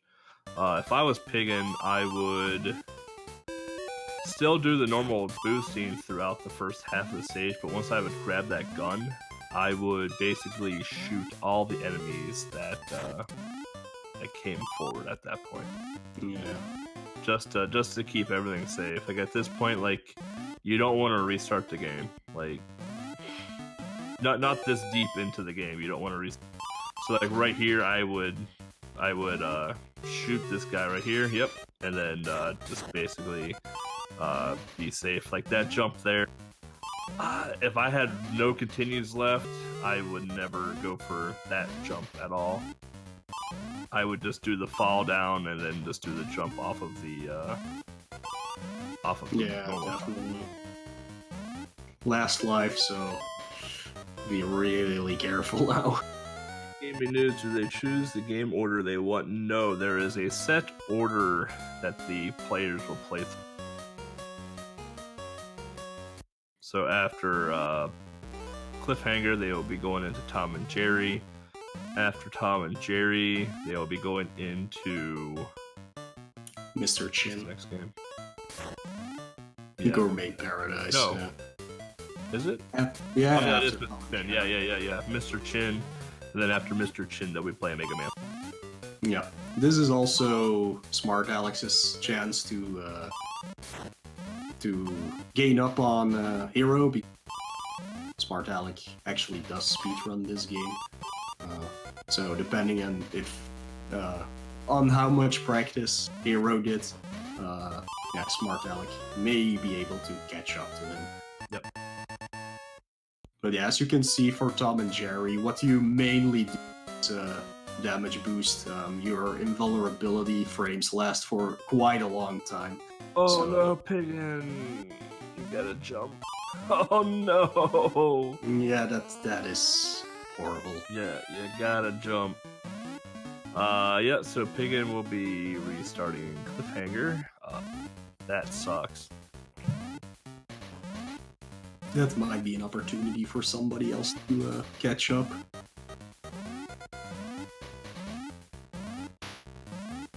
Yeah, I would tell you where everyone's at, but I don't have everyone's screen accessible in SRL, so Yeah. I can't tell you where everyone's at right now.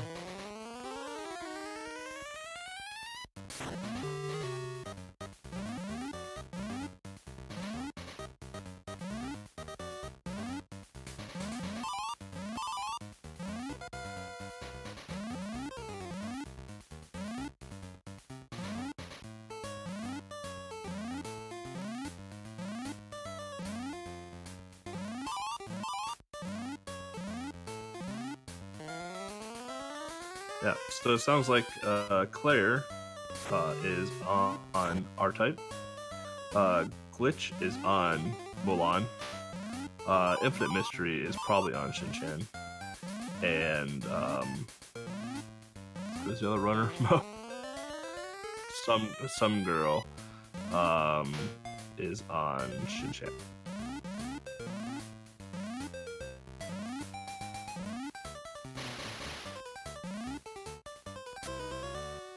So if you look at the bottom left corner, Legs is fighting off against the shark robot.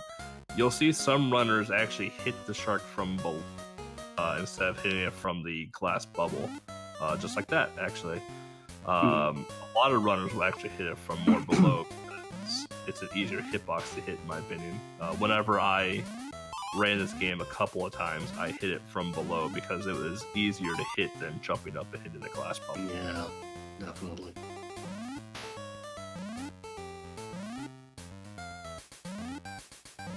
Alright, some more info on Tom and Jerry, I guess. It's a very basic platformer, really. It's usually just go from the left to the right. There are some stages where you try in upwards, like the one Smart Alec is on right now, where the ending is near the top of the screen. What you mostly don't see is the stars that you can pick up. Those are actually health. The cheese is just to get extra lives.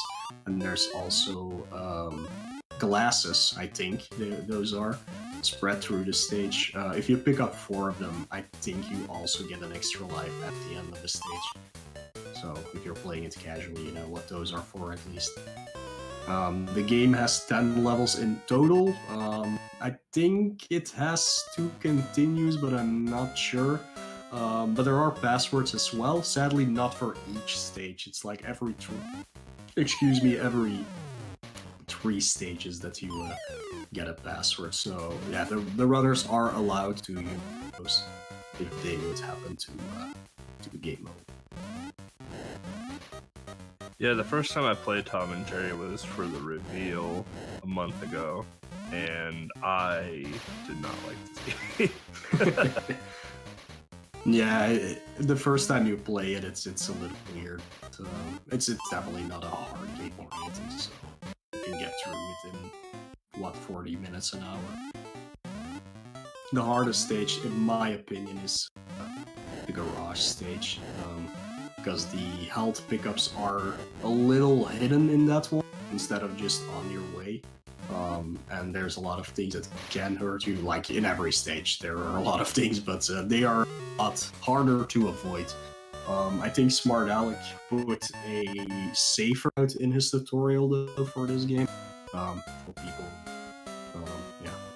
are kind of scared of running out of health.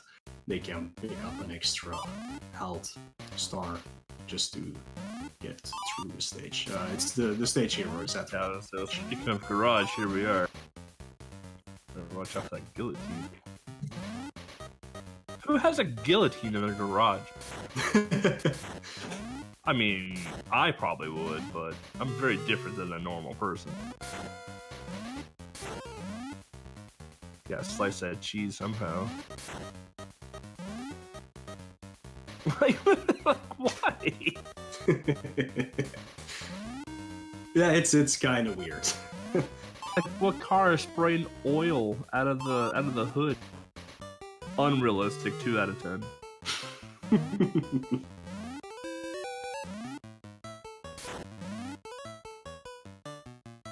I saw a video like a few back of somebody who makes like, I wouldn't say figurines, but more statues of every way that Tom gets screwed over. So he has the entire house filled with statues of when Tom gets hurt, and it's really funny, really That's cool. a lot. Every episode. Yeah.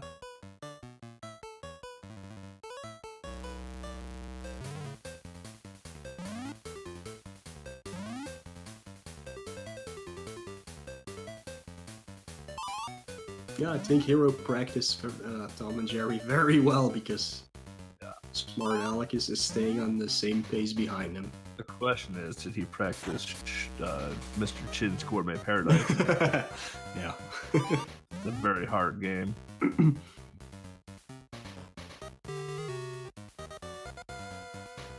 How the fish hurt you? Everything in this game hurts you. Sunflowers, nuts. Well, if I learned anything from Undertale, like, you just don't trust flowers anymore. That is true. Never trust a flower. Except when they give you meat, of course. Yeah. Flower meat, on the other hand, is what you really crave.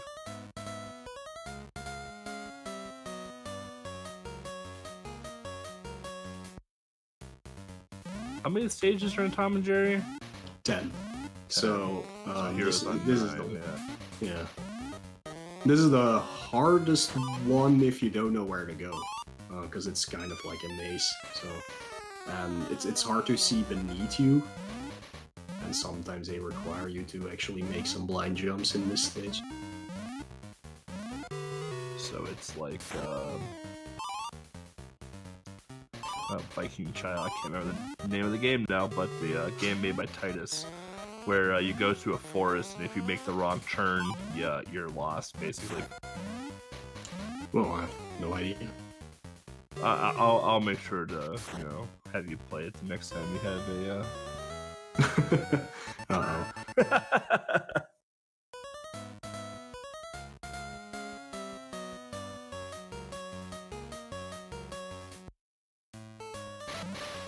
The bedroom. This is the final stage, stage 10. We got mousetraps snapping up. We got apparently we can bounce on chairs, and it's one bouncy chair.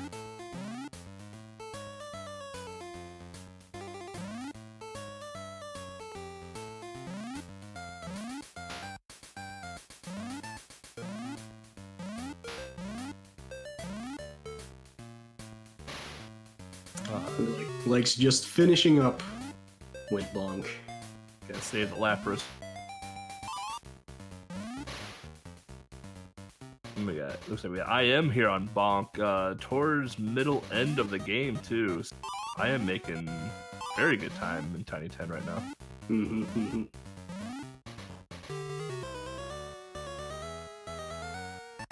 We have Smart Alec now on stage 9. So Smart Alec actually caught up to Hero quite a bit. Tom and Yeah. Jerry. Hero now moving into Mr. Chin's Gourmet Paradise, and yours truly made this leaderboard as well. So the point of this game is to eat peaches by setting traps down. So you're going to get the, I don't know the technical term for all these sprites, momos, I think they are.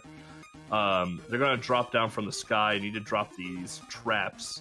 And then basically this Ghostbuster traps are going to change these monsters into peaches. And you need to eat the peaches. As you can see here, Hero is breaking blocks. Inside the blocks there are power-ups. So if you get a bomb will make every monster on the screen into a peach. Unfortunately, Hero is not going to do the swag peach eating in the sky trick here. Very unfortunate. Because you can lock Mr. Chin in the air while eating peaches. It's pretty fantastic. Your K-Cal is actually your score. So after every stage is a bonus stage. Every one stage or two, I don't remember. After 2 stages, maybe there's a bonus stage. Yeah. I don't speedrun anymore, so I don't know this stuff. And yeah, there are 8 stages to Mr. Chin here. So you can see that the enemies are not falling down the pits, but Mr. Chin can, and that's because they have little blue lines on them, which means the monsters can't fall down.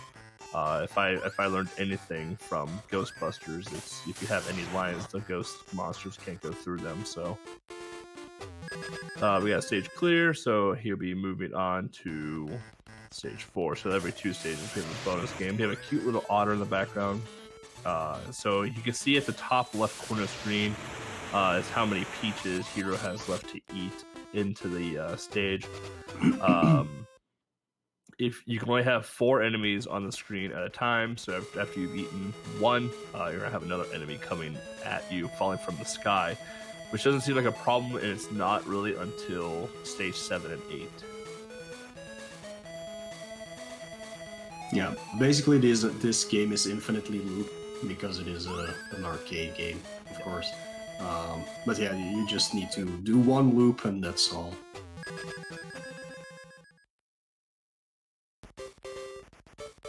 I better see some swag peach eating in the sky.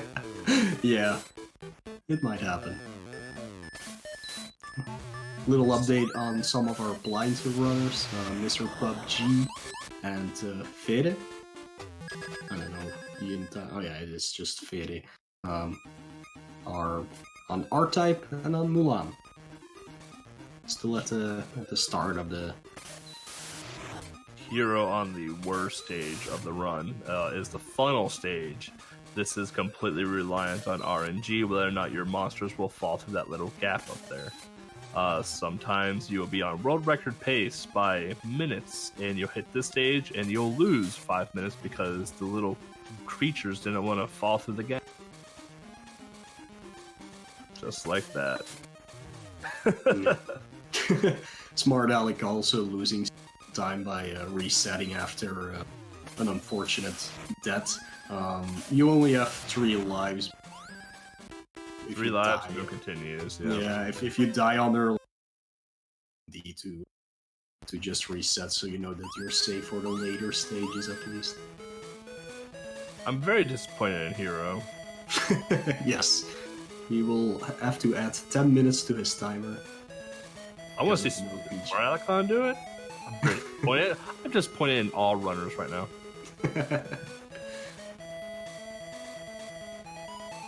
Oh, there we go. Yeah. There we go. Get all those peaches.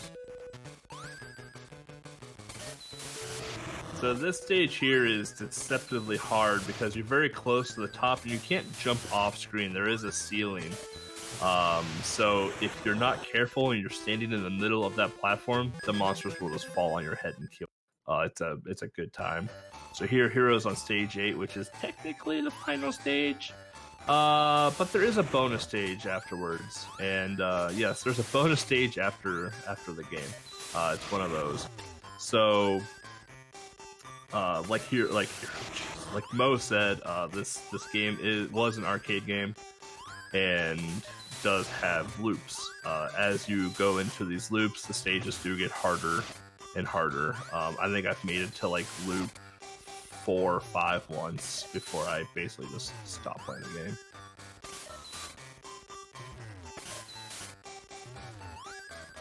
The game we really need to have on here, Mo, is Miner 49er.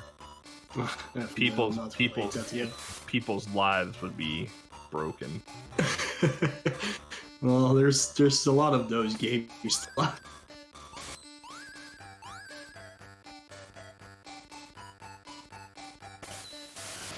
For those that don't know, Miner 49er was a game of the year back in like 1970 something. It's an old arcade game, and it is quite difficult on the game.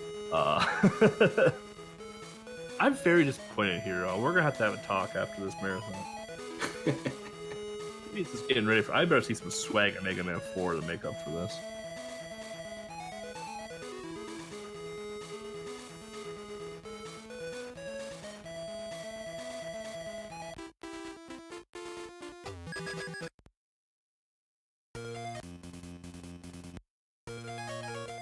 So here we got, let's see, here's Legs doing the matchmaking in Mickey's Ultimate Challenge.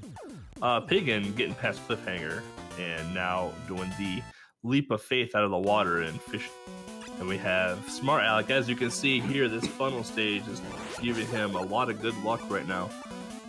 This is Mr. Chin in a nutshell. But here we have Hero on Mega Man 4, the final game of the list.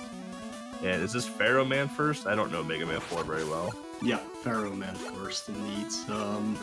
Casual players usually start with Toad Man. That's the first one to go to, but for the speedrun you start with Pharaoh, for sure. Yeah, a few things about Mega Man 4, Game Boy, that is. Not the longest Mega Man game. Mega Man 5 is actually even, like, what, 5 to 10 minutes longer even. But it also has a lot of content, of course. But there's like one big factor in this game. It lags a lot. Like, R-Type was laggy, this is probably worse. Especially if you're doing the charge mode, which is basically always a bad idea. Except that, of course, the first stage you don't have any other weapons to use, so you're gonna be using that charge shot to get through the enemies faster, of course. But yeah, besides the charge shot causing lots of lag, for some reason, which I still don't understand, you also get a, backlash from it. So it pushes you backwards once you shoot it. So if you roll a bit and you think you're making the jump, use your charge shot, it just pushes you back and then you fall down the hole. Little casual knockback, no big deal. Oh, by the way, it took Smart Alec about a minute and a half for that enemy to fall down the funnel to finish that stage for him. So, welcome to Mr. Chin's Gourmet Pair. That's why no one runs it. Indeed, yeah. Mega Man 4, Mega Man game on Game Boy. I think because this is a visually very impressive game. So was 5, for sure, and 5 is a little bit more original as well. But yeah, this was, well, because it came out before 5, I appreciate this one. This game has some of the most amazing cutscenes ever for not only Mega Man games, but also for Game Boy. They did exceptional work with that. You'll see those coming up shortly, at least in the middle of the stage and near the end of the game. The music, of course, is great, but the NES versions, of course, nothing you can do wrong with that. Looking at you, Mega Man 2 Game Boy. Best Game Boy game. Yeah.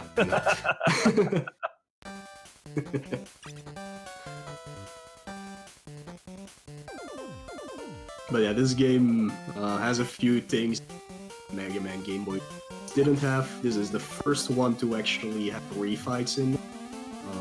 Just like Mega Man 1, 2, and 3, this is basically a mix between two Mega Man games, so this one takes a half out of 4 and a half out of 5.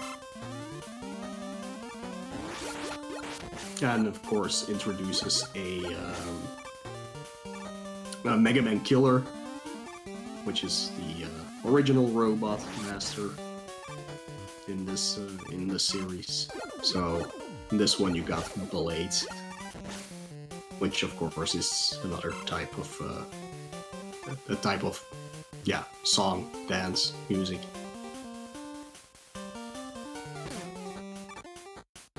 They always go with the music things for the Mega Man games. Wind. Yeah. Best robot killer. Well, he isn't a robot killer. He's just Mega Man. Best robot killer. Yeah. Mega Man kills robots. Mm-hmm. That's true. That's true. Respect the lore, alright?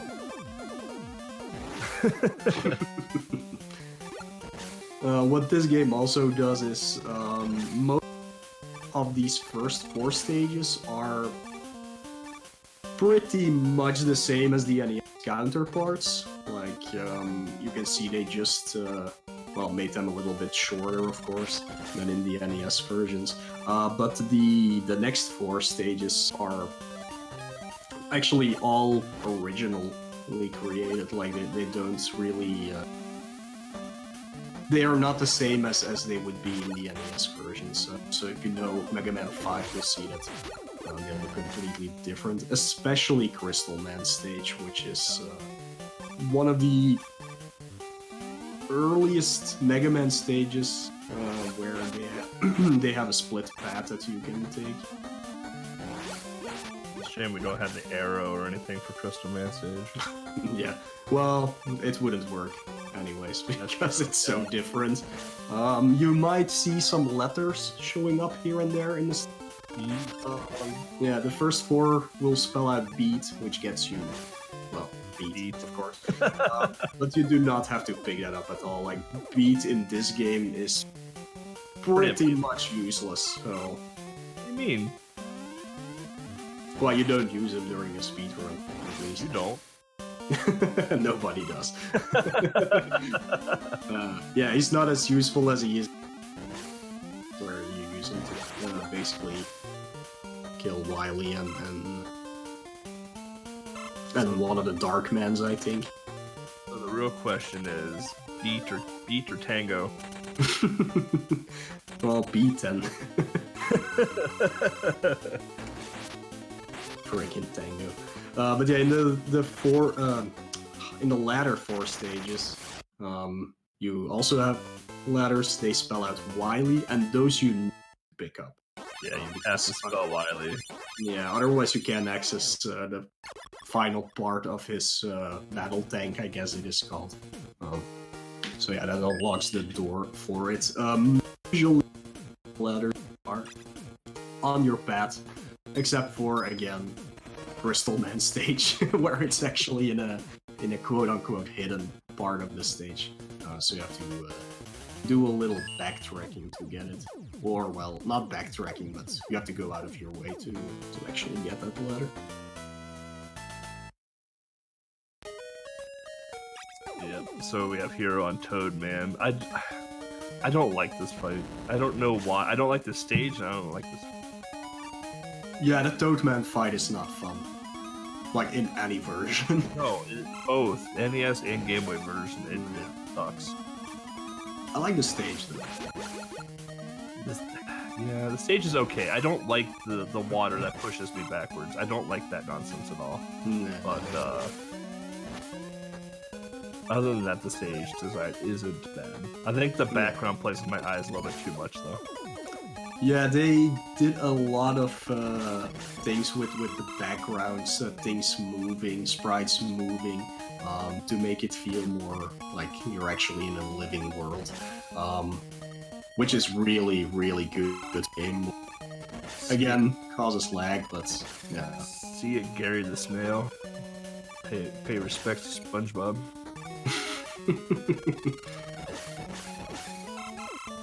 SpongeBob was definitely out when this game came out. Yeah, for sure.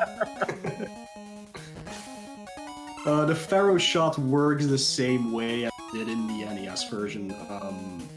If you're just charging it and you're using it without actually shooting it, you won't lose any weapon energy for it. So. And it's also one of the most used power-ups in this game, just because it has that's, well, I guess 360-degree aiming on it. One of my biggest gripes with Mega Man 4 and Mega Man V Game Boy is that when you blindly fall down a pit, they have spikes right below you. Like that stuff drives me. Yeah. Well, it's still a Mega Man game. Stop at you.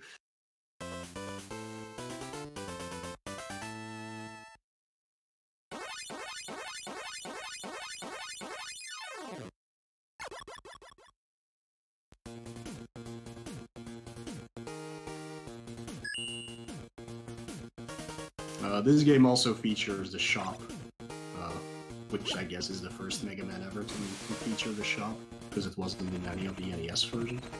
And I'm pretty sure this came out before 7. Might be wrong. In Mega Man 4 more than I have. I'm not a super huge fan of Mega Man 4 Game Boy, but in Mega Man 4 NES and with Pharaoh, Pharaoh's in Mega Man 4. If you have the Pharaoh shot and you charge it and you run that shot into Ringman, you kind of have like a buffered shot.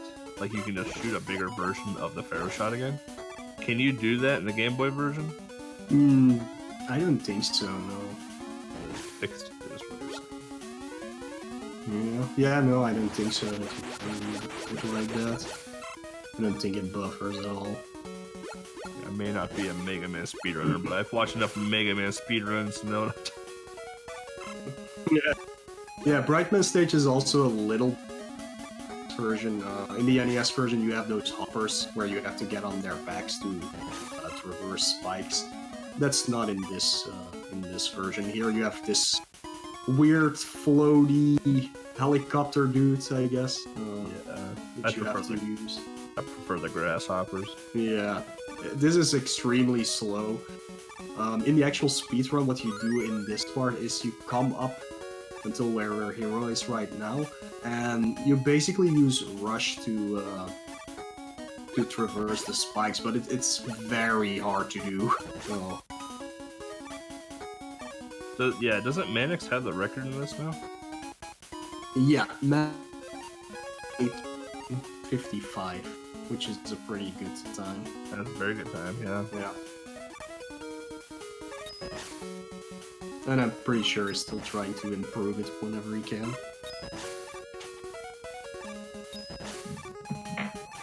Mega Man 4 is the one with the jet ski, right?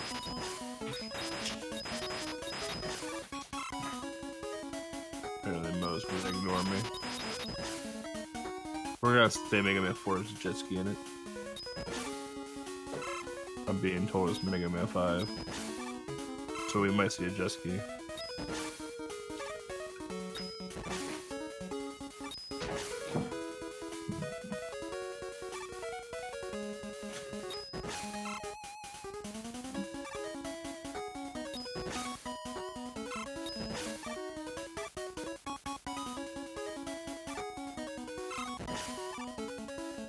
No speed. Yeah, okay.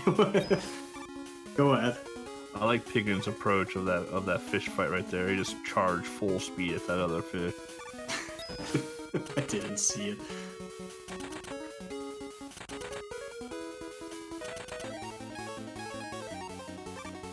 But yeah, the P-chips in Mega Man, those you can spend in the shop to buy like extra energy tanks and things like that. You can also buy the which was first introduced in Mega Man 6, I think.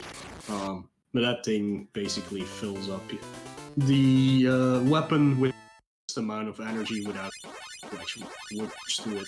Of course, you don't use that in the speedrun either. I never understood Toad's weapon. Like, when you shoot it, it rains that acid rain down. Like, and it lasts X amount of time. I never understood the weapon, because I feel like every time I've used it, when I used to run this game, that it never did anything. So I ended up fighting most things with Buster. Yeah, it basically is the weakness of Brightman, like in the NES version. But there's also that trick where you want to have Brightman have a certain amount of health so that he doesn't use his Time Stopper on you.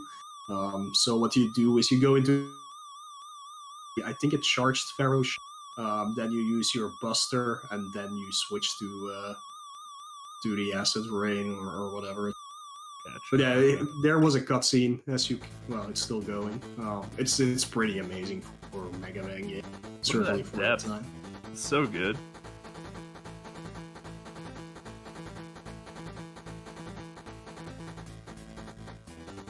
The Wily Battle Tank. You got legs facing off against Cave Boss here.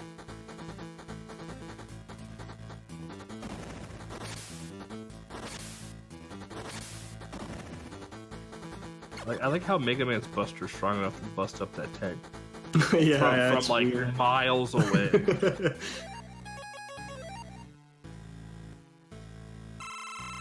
Now you're fighting an original boss, which is Sad like whatever it is. Like, it's one of those really pulley bugs. Hero messing up the timing a little bit on that.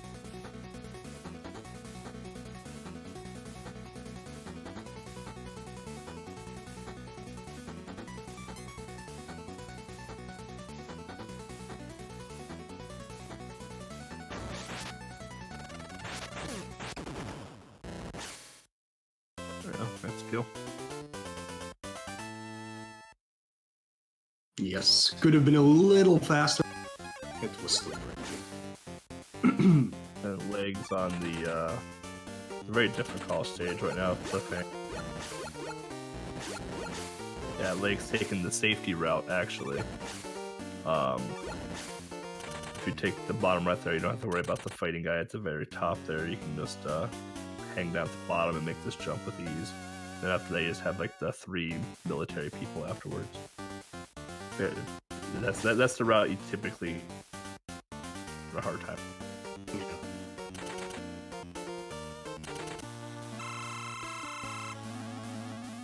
Hero facing up against Blade. And the trick here is to hang out in the hang out on the left hand side, right? Yeah, indeed. And his weakness is just a Buster, basically. So.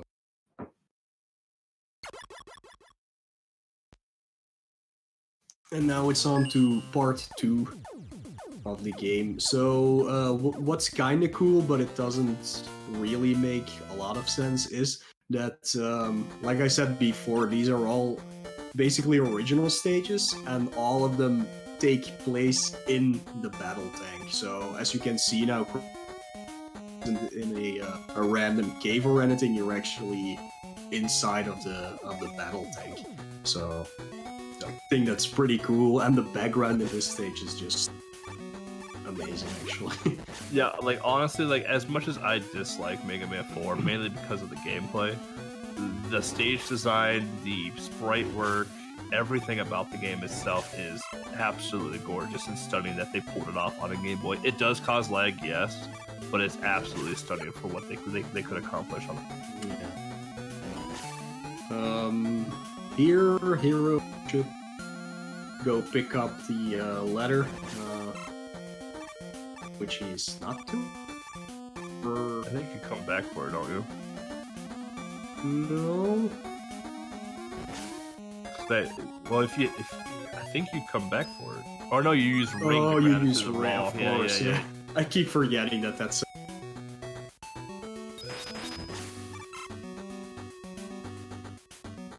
But yeah, this is the only stage with split paths in it, which you will be seeing very shortly.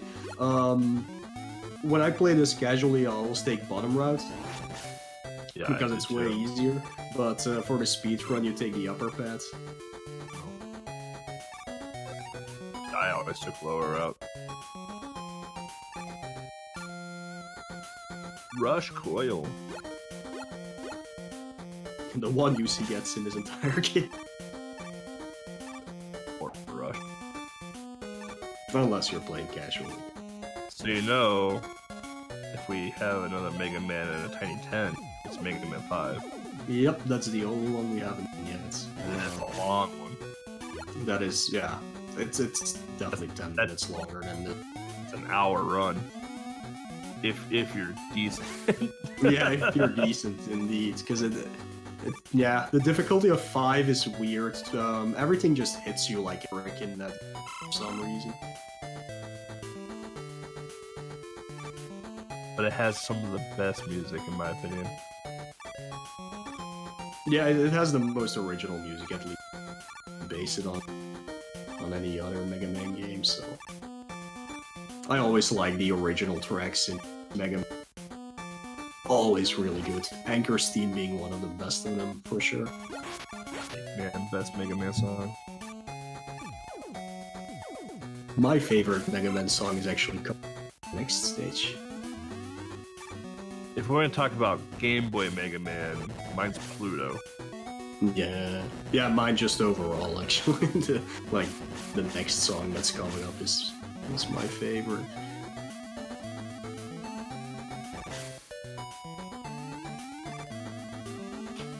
Smart Alec, not too far behind. Yeah, no, Smart Alec made up a lot of time in Tom and Jerry. Mm-hmm.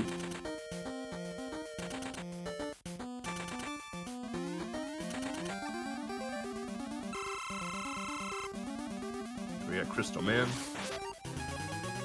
Or Lagman, as he's Lagman. called in this game, because every 4 shots, it's just horrible.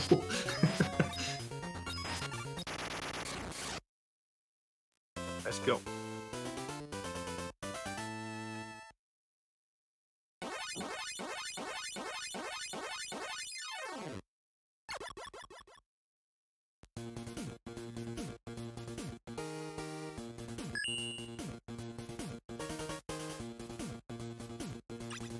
Smart Alec having some bad RNG.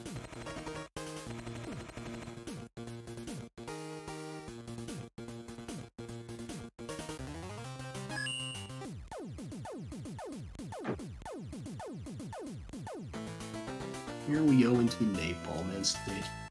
I absolutely love it. Yeah, ain't bad.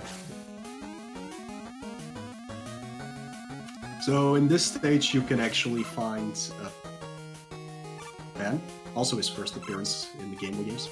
If you go up there where you saw the fire, you put it out with Ben's weapon. You can find him there, and I think either he gives you something random or he gives you an S tank, which basically refills everything. Yeah, Also, right. one of the only games where there are 4. This stage is fun, except for if you don't know the drills are coming. Yeah. Yeah, yet again, you're still inside of the tank. Like in the NES version, you're basically at a base somewhere in a forest. Here, you're just somewhere else in the battle tank. The only one that doesn't make sense is Stone Man stage. Like, I don't know, like, it doesn't make sense. It's not on the tank, I think. But where are you then? Maybe just in the forest outside? I don't know. Tank had to stop for gas. Yeah, I don't know. It's weird. Like all the other stages, maybe. like I can see a train being on this tank, maybe, depending on how large it is to like go from point A to point B. But yes, Stoneman stages is the odd one out. I like that there's a 1-up there in the fire spikes. So if you fell down and get that 1-up, you just immediately die. Yeah.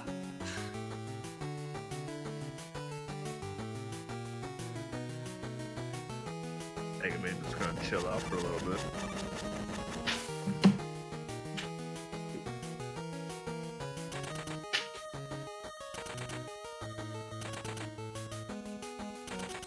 Alright, napalm pen. Yeah, basically the same fight as in the NES version as well. Like, you can pretty much do a quote-unquote quick kill. Yeah, that was it, so. Baby game. Yeah.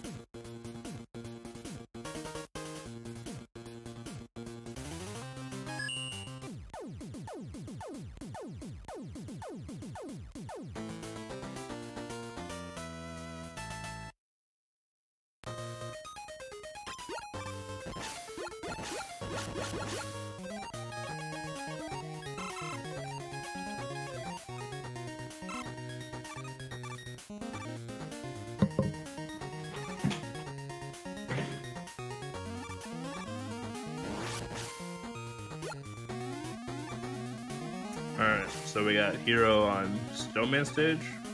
Yeah. I don't know where this is at on the tank. It's in the engine bay. Oh, there's a hippo. Yeah.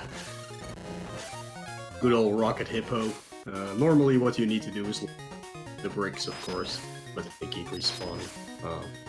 Yeah, you just use Pharaoh shot. Fun thing about these shields is you can actually stand on top of them and they won't hurt you at all. Oh, that's different than in the NES version. You actually need to use that find Proto Man again during this stage. But you won't see that, of course, because it's off the beaten path.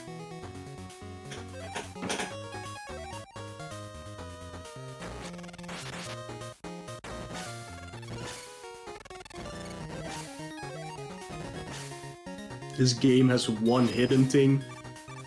Casual players, if you keep game over, same stage, Dr. Light will actually call you back in and give you an upgrade to your Buster. And I think he can do that 2 times. It's only for the Charge Buster though.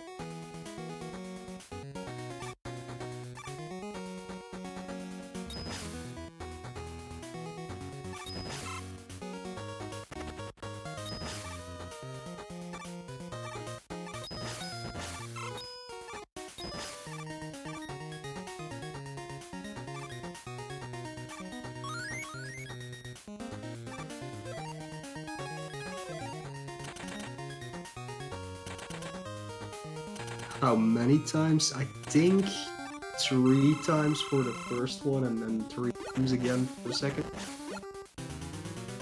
Yeah, something like that. Here's old Stoneman, where you can use the same tactic as the... You just like skip from left to right, he keeps jumping over you. And he also gives you, of course, the worst power-up ever. Well, besides Top Spin, of course, but... There it is. Yeah, but God, Power Stone is horrible.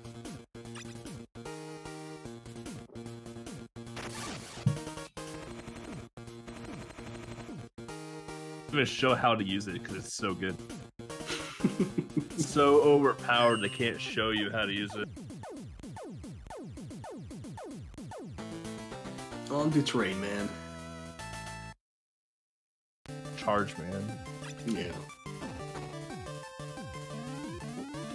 So yeah, I guess this makes sense that they're good in the battle tech. I feel like they're on a train. Maybe. Oh, here it is. Here's the lore right here. Here we go. So when we go to Stone Man, Ground Man, whatever his name is, tank onto the train to transport the tank. So now that we have defeated Stone Man, and the tank is now on the train, and we are riding the train where the tank was. Sure, whatever works.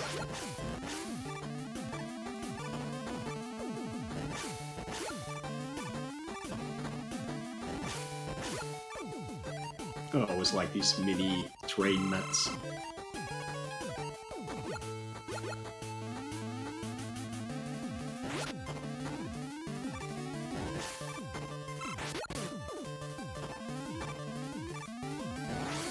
You're not respecting the chicken at all.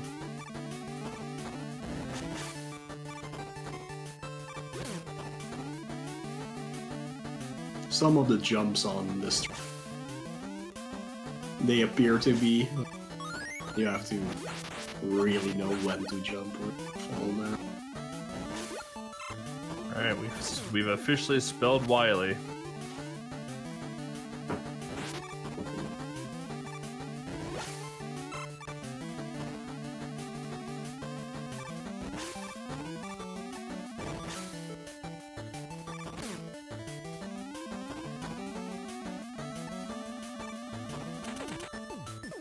Alright.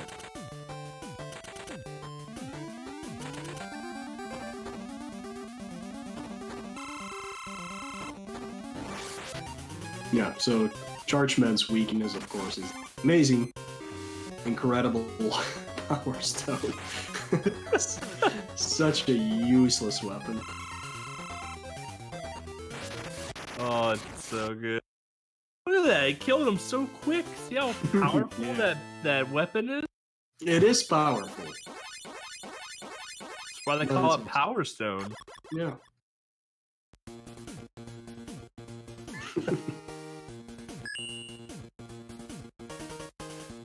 But yeah, that takes care of the final Robot Master.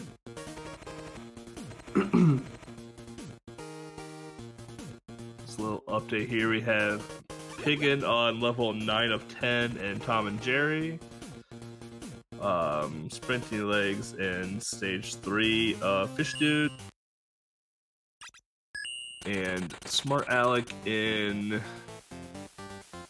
what Napalm stage is Man that? stage. Napalm Man, yeah. Yeah.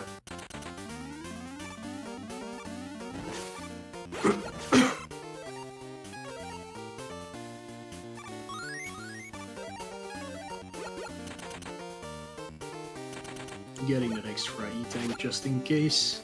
Always a good idea during during a marathon run.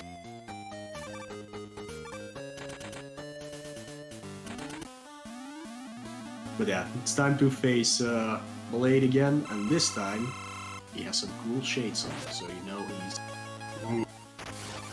he's down to. He's serious now. He's a Power Stone, look at that. Yes. In this case, it actually does work because you. But yeah, rip Blade.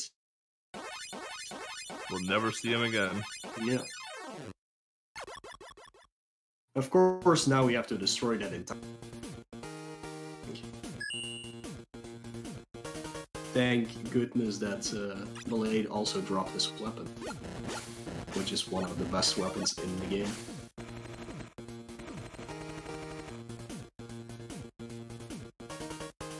Yeah, we'll never see. We definitely won't see a Blade in Mega Man 5. No.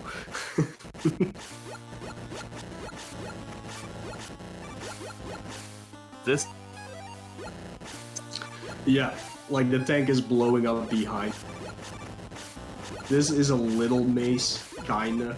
You have to know what to shoot. Yes, those explosions do hurt you.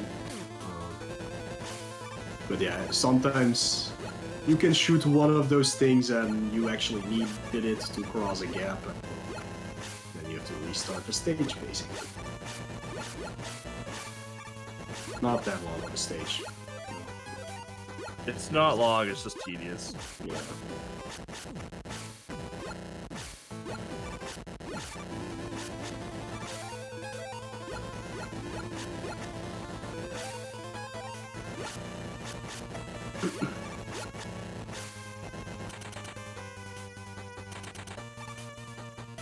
And we escaped. Nailed it.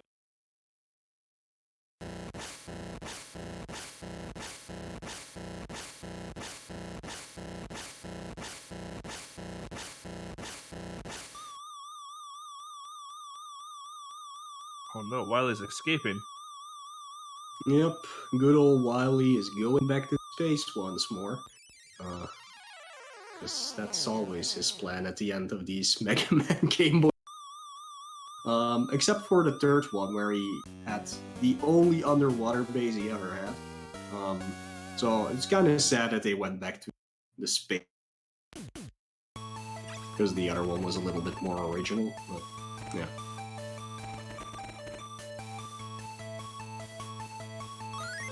Hero buying that complete refill, because that's another thing. The 4 stages of the other Robot Masters, because you're technically in one stage, because it's all on the tank, your weapons do not get refilled in between stages unless you...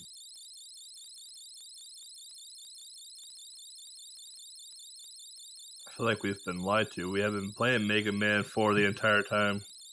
We've been playing Rockman 4 the entire time. That's true. Playing the Japanese version. I don't think it's faster at all. But, yeah.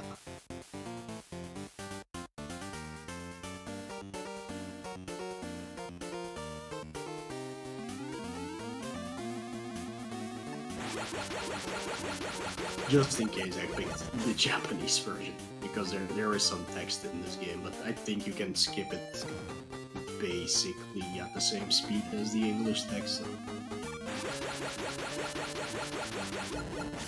That's a pretty safe assumption, especially with Mega Man. Yeah.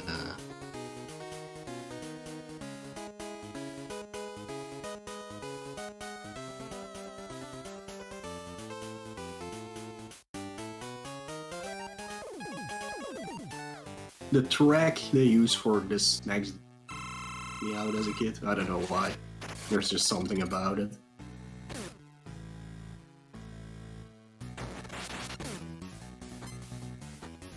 And it's also a creepy looking boss. Still not sure. I don't have any lore for that one. Yeah.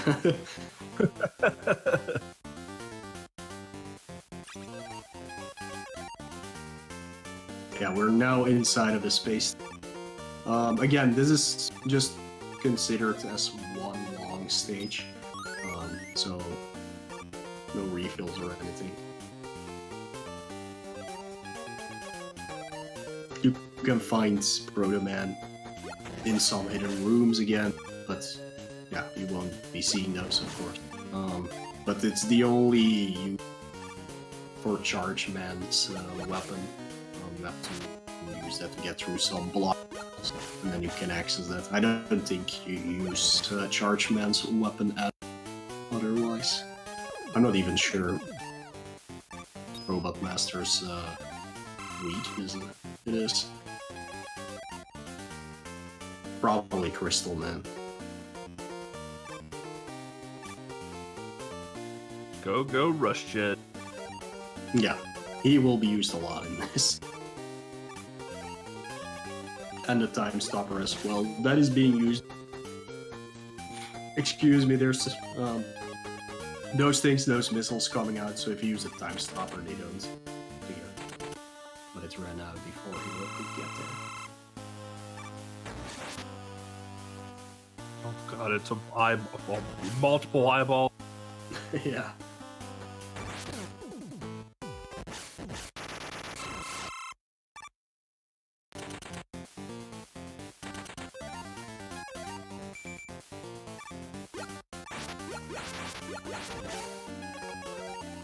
Yeah, this is also a very visually appealing stage, just because all the things they did with the background and such.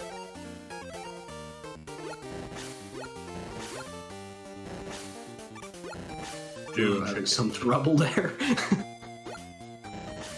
Shooting the roof.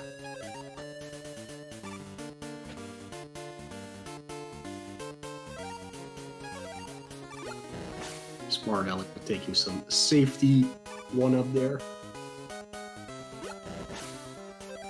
We got legs in the final stage of the game. Yeah. Having some trouble getting the fish.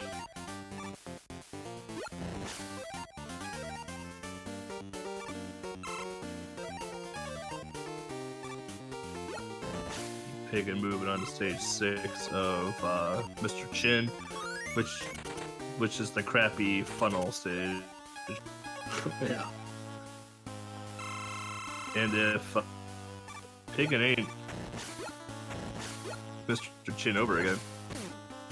Yeah, this is not a place to be in. Huh. Oh, okay.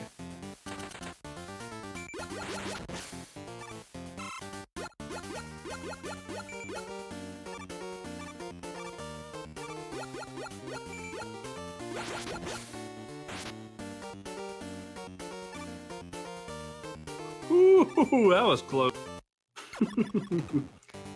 Alright, so Hero made it to space station. So, as I mentioned before, this is the Game Boy Mega Man game that features room fights. So they actually really crammed all content into the game.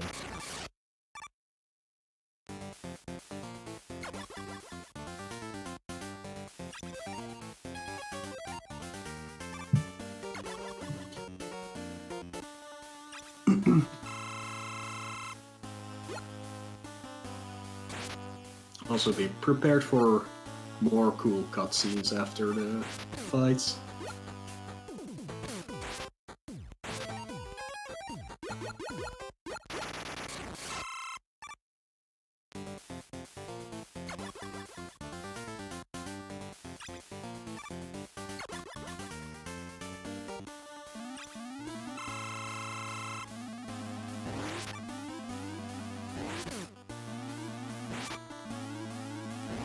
I was always so bad with the Pharaoh Man fight. Just could never dodge him bodying me. Yeah, he's pretty frantic. Complete RNG boss.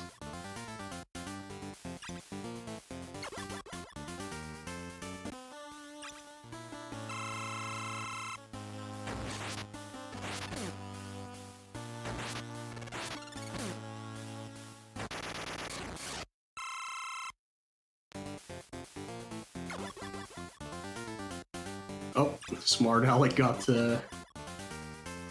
magnetic.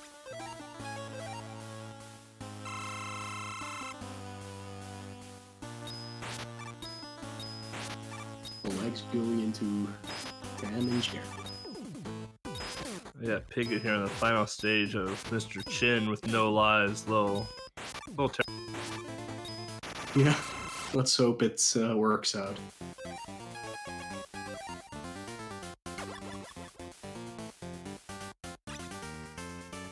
Smart Alec taking on Horatio Kane.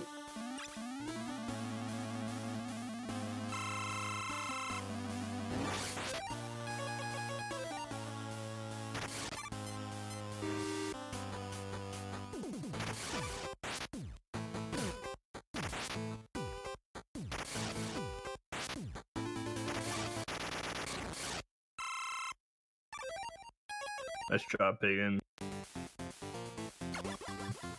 Fast. Just this bonus stage left to do, and Gotta then survive the bonus, dude. Yeah. So hard.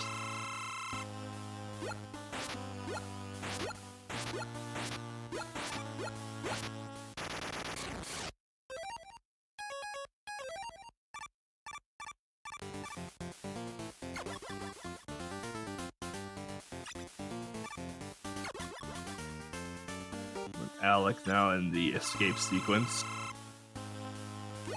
Yeah, if game over on this stage, make sure you continue, because I think otherwise you have to do the... Well, that wouldn't even make sense because you already have Blade's weapon.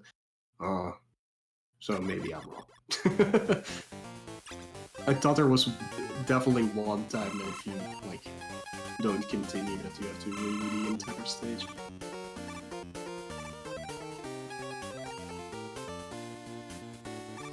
I know I've done that in Mega Man 2 Game Boy.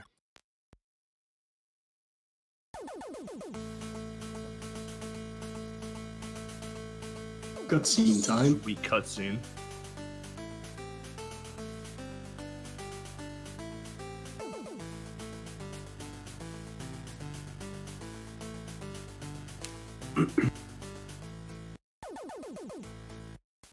Yeah, something I forgot to mention. Start of Mega Man 4. If you boot up the game, you can skip it. But if you soft reset, the game considers you have already seen it before, and then you can skip it. So.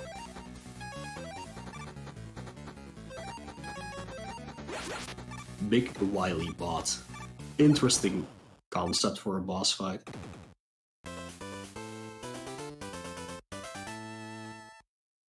Well, we kind of had that in Mega Man 3 NES.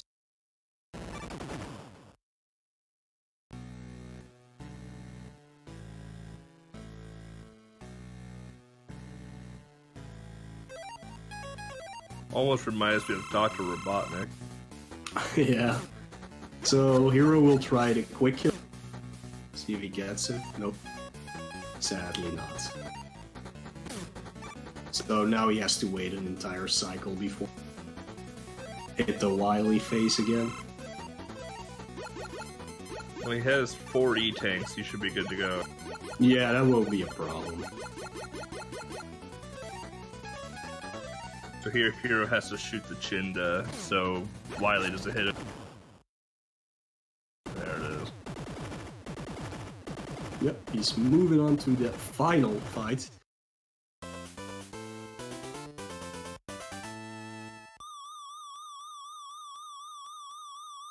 We got Infinite Mystery here in the rock climbing, or ladder climbing stage, rather, and Cliffhanger. And enemy, or Infinite Mystery took fall damage and died. Wasn't that far of a drop either.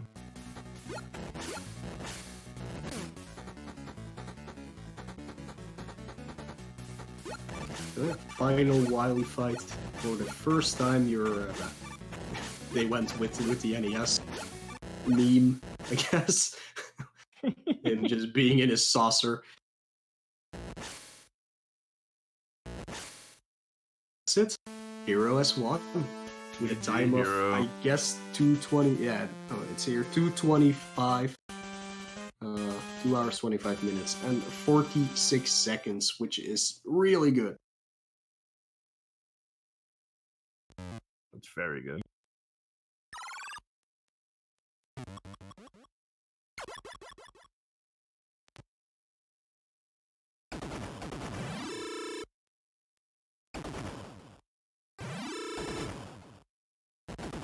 Enjoy the final cutscene, I guess. Oh my god, he's trapped.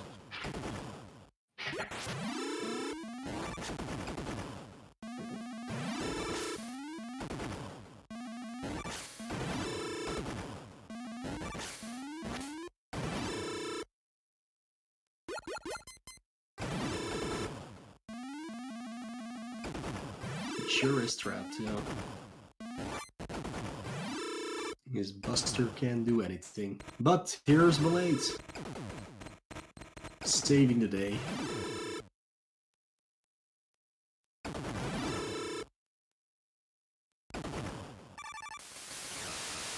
By blowing himself up. So now he'll for sure not be a Mega Man. No, definitely not.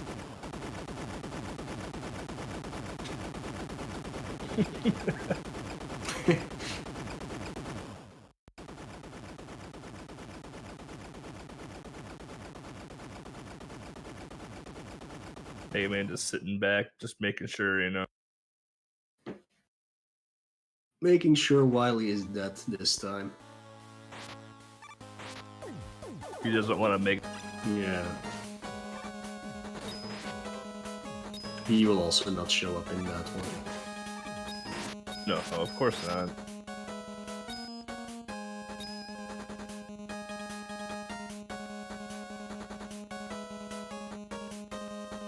So we got Smart Alec, which he's in the Wily thing, right? Yeah. Yeah. Then we have Piggin on Space. Ringman stage. Yeah, Ringman. You can tell my depth of Mega Man 4. The only Mega Man Game Boy I really speedran was 5. 5 and 3. 2 the hardest. But yeah, definitely 3. I think I only did 1 and 2.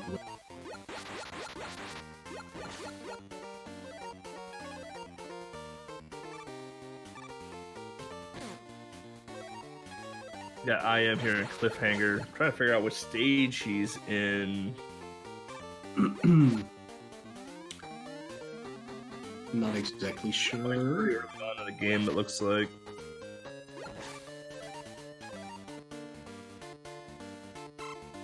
Looks like he hasn't even fought the first boss yet, so. Right.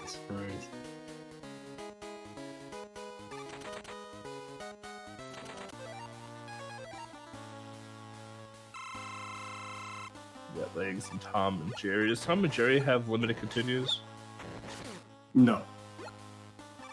But passwords. Every 3 stages.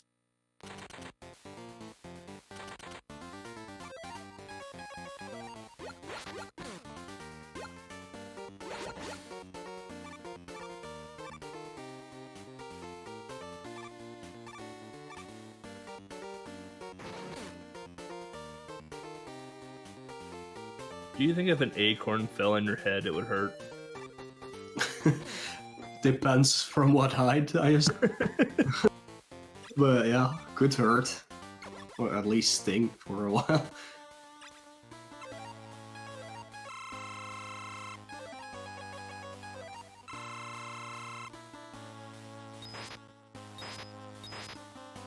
I believe Infinite Mystery has played the NES version of Cliffhanger. Yeah. So he should have some understanding of the game. Yeah, it shouldn't be a problem, really.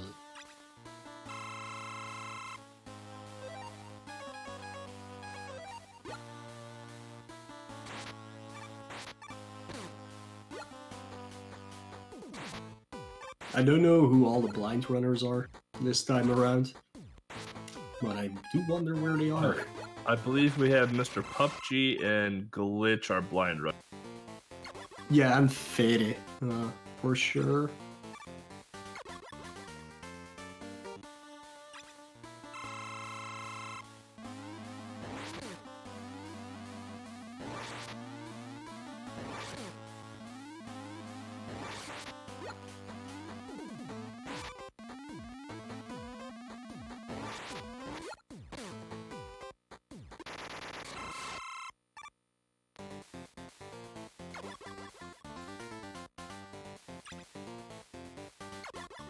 So we got I Am here approaching the first boss at Cliffhanger.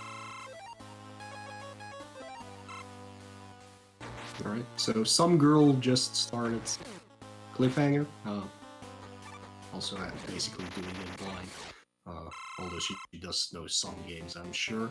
And I already forgot the rest because I'm an idiot.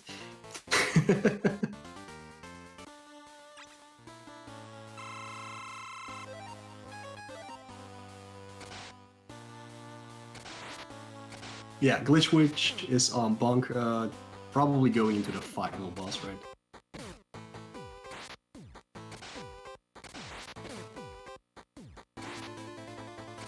Yeah, okay, Mr. PUBG and both on Shinshan Current. And I guess that's it. That's the Forerunners. That we know of.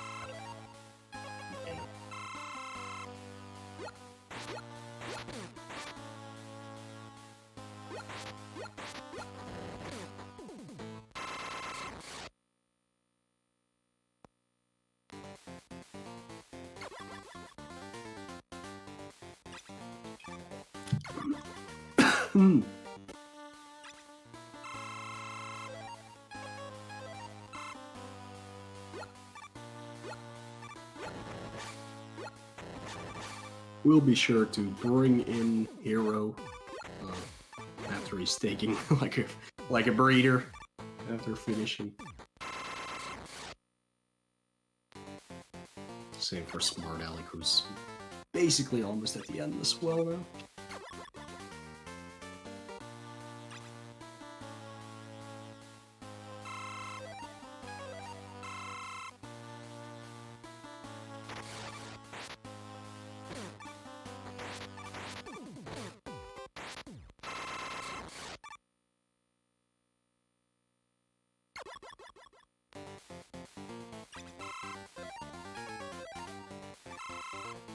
Leg's having some trouble with this stage. It's easy to fall off, and then you have to basically do everything again. So let's get some.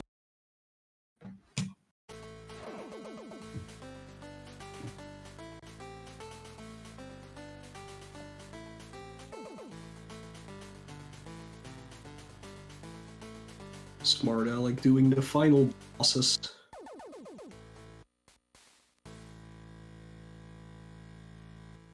The big wily bot.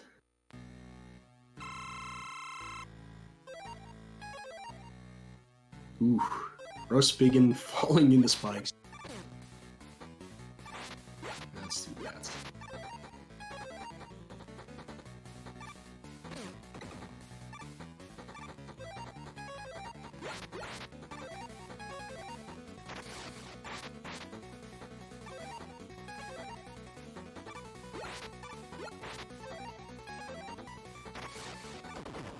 Infinite mystery on the best part of the video game right now. I always forget that is a thing. It's so good.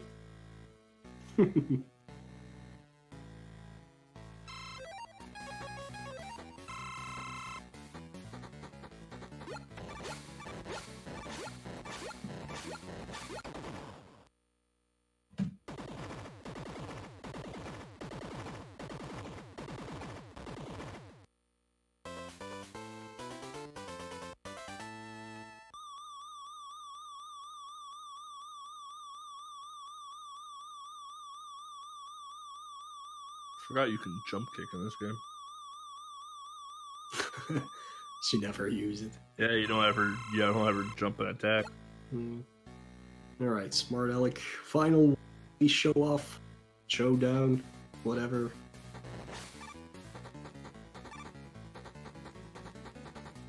Mega Man 7 all over again. 7 the one where it's the really hard. Yeah, it's the one where he drops like 4 different element balls at you. That's the worst. Worst Wily ever. Very hard.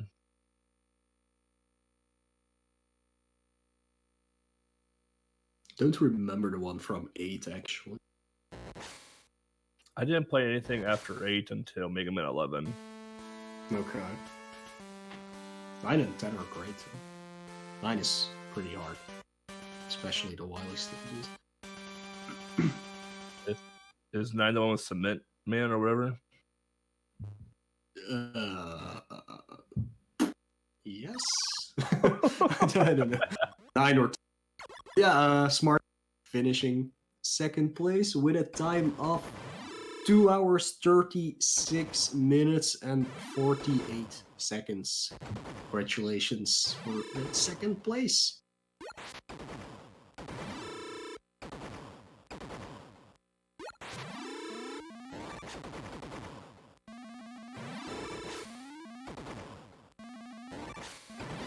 Frostbiggin might finish as third.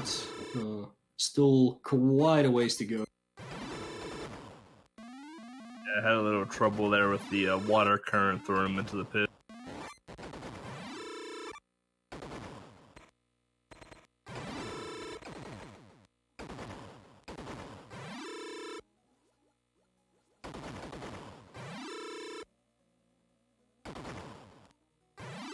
Infinite Mystery is very good at dodging the meatballs down the hill. But he's coming up on the cave boss now. Let's see how that goes. He's got a gun, so he has a chance.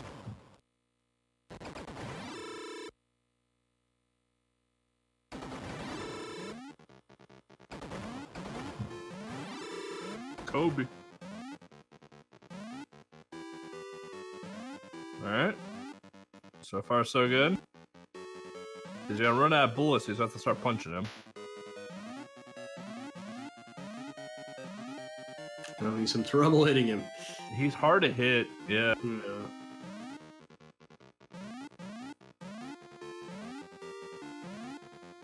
That's Nice Kolarski. jump kick, nice.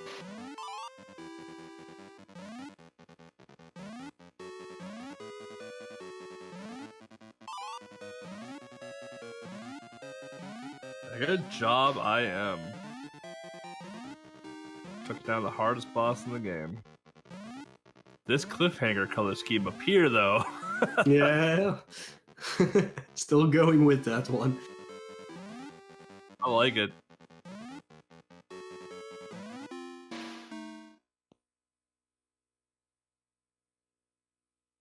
And Jerry died. Good. It's all about Tom, anyway.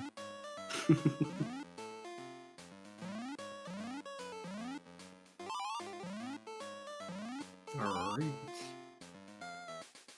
It sounds like we'll be bringing in Hero and Smart Alec in for a little bit of a...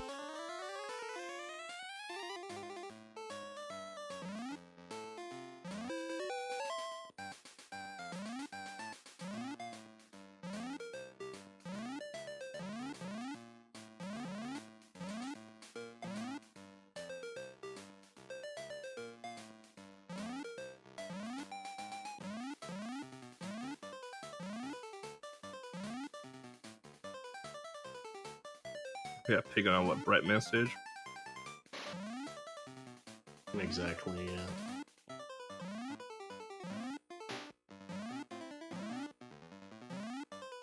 Hey, Hero. And Oh, we here they got are. Smart Alec and Hero in. Hello. Hi. Congratulations. Thank to you. both of you. First and second place. Well, not like a little over 2.5 hours, but still pretty close Yeah, sometimes. I had a bad start, so I couldn't make it any closer. We saw that, yeah. We Yeah. started closing that gap in Tom and Jerry, though. Yeah, basically after R-Type 2, I kind of just, I was calmed down at that point, and I just played better. Like, there's no other way to explain it. Yeah, it was the other way around for me because everything went down in cliffhanger, and then Fish yeah. went even worse. Yeah, Yeah. my cliffhanger, I had a game over, but I mean, that's I wasn't even surprised. Yeah, I even went for the backup extra life in the cabin because I was so Oh, worried yeah. about cliffhanger. Yeah, I don't blame you. So worried about cliffhanger. So going into the Tiny 10, Smart Alec, I know that you had experience in Tom and Jerry, but Mm-hmm. for the two of you, what was probably the easiest game to grasp, and what was the hardest game to grasp? I think the easiest was Mickey's Ultimate Challenge. At least, I mean, I did play that before the list was revealed, but not much. But even then, like that game is, I don't know. I don't think it's difficult at all. Yeah, I have to agree on Mickey's Ultimate Challenge. The only thing I had to do, though, was to watch a YouTube video how to solve that last puzzle, the Oh. slide puzzle. Yeah, my brain didn't understand how that worked, and then I got like the basics, how you always solve it, and that game got free, kinda. I gotta give shoutouts to Ariel for helping me learn how to solve a slide puzzle, because as soon as I learned how to do it, I PB'd by a minute in my runs. So yeah. I know how to solve sliding puzzles, and I'm still bad at them. So My puzzle didn't go today. Like I got the top row pretty much immediately in my run, but then after that I kind of got a bit flustered. But I did all right. what was the hardest game for you guys? Fish Dude. I hate Fish Dude. See, I like Fish Dude actually. Like I don't know, it's so bizarre, but I think that's why I like it. I love just bizarre games like that. I mean, I had trouble getting runs of Mega Man 4 going, so maybe I would say that was the hardest one for me. But I also had issues with Cliffhanger because I did play the NES version. I have ran that before. And so the Game Boy version, I don't know, I just found that much more difficult, honestly. I will agree that the Game Boy version is slightly harder than the NES version. Yeah. Like it's almost the same game, but there's enough like port differences to make it just slightly harder. Yeah. That boss in the cave, though, with like 1 billion health, like Cave boss, man. It's just like, why? Like, why? It was an issue with the ports. Like on the NES version, he's a joke, right? You punch him 4 times in the throat and he's done. Yeah. But in the Game Boy version, you unload a clip into him, and then you have to punch him like 4 more times. It's like, right. Okay. Yep. And then you have the stage with the jump on. And, yeah, I died in that stage. Yeah, if you don't time that jump right, plus that stage in general is just a damage boost fest. Like if you get hung up in one area, like you're done basically. Yeah, I had a lot. Okay, go ahead. I was gonna that same level. During practice, I had a lot of trouble at the end of that level with the 2 enemies with the gun. So my route was to just shoot them with the gun to get the damage boosting out of the. When I made that tutorial for Cliffhanger, I made sure to point out like the safety route in that stage, like go down instead of up on these 2 sections here to avoid being punched in the face 14 times. Yeah, I don't know if both of you did the Tiny 10 which had Double Dragon. Cave or Cave Cliffhanger. Yeah, that was Tiny 10 6. I was initially going to do that, but I ended up backing out. I at the time I was planning to do it, but I backed out. Double Dragon was one of the reasons why I dropped. Understandable. And it wasn't even full game. There are very few games that I straight up can't beat, and that's one of them. Like I just straight up can't do it. I don't know what. I don't know why I can't do it. It is very hard. I just don't like Double Dragon. So see, I played the NES version, and that one's okay, but oh god, Game Boy Double Dragon. When we did Tiny 10 6, I did a spotlight for all 10 games, and I got to Double Dragon, I got to Cave of Bobo, and I was like, what is this video game? Oh god.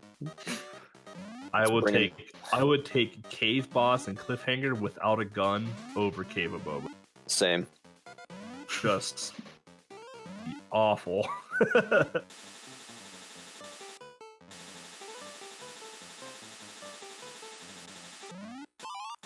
What did you? So, some of you probably played Bonk before. I don't know if Hero has, because we used to way back in the day we used to do Game Boy monthlies, and Bonk's Adventure was actually one of the Game Boy monthly games that we used to do. What do you guys think of Bonk? I liked Bonk. I'm not very good at it, but I did PB in that today during my run, so Nice. there's something. Yeah, me too. I like Bonk. I'm just not very good at it. The freaking bird round 2 and then the reef. Oh my gosh, dude. That's the best boss in the game. Are you? What are you talking about? But the world record in Bonk is insane. That's I don't know how 16 is possible. I don't get it. That's Very crazy good. time. Yeah, I got a 21 today. Yeah, I go So, 21:39. Oh man, you beat me by 10 seconds. And then I also PB'd in Mega Man 4 by about Yeah, 2. same here. So. I got no other PBs though. No other PBs. I PB'd in Mulan 8:37. Oh, Nice, dude. Yeah, I didn't PB in Mulan because I game over twice. Oh my. Yeah, I Mulan's don't. rough. Yeah. I don't know if it was just nerves or if I was overthinking it or if I was. I don't know what happened. I'm not gonna sit here and make up excuses or anything. Let's just leave it at that. Mulan is a great speedrun though. I know Mo I has some love kind of grudge to that game, but Mulan is a great speedrun I if you want to love- pick it up. I think Mulan was my favorite game in this list. I'm not even making it up. You hear that, Mo? I well- thought it was super. Like, I don't know what it is. I think it's just because there's no randomness or anything. If you make a mistake, it's your fault. Yeah. Like, Yeah, but- 100%. Yeah. I don't know. Like, there's a few games in this list I might go back to, and Mulan definitely is one I want to keep working or keep bringing my time down some. I was Yeah, I'm telling- actually interested in doing Mega Man 4 runs. Because there you go. I learned like the safe strats thanks to shout out to Manix and his Mm-hmm. Yeah, definitely.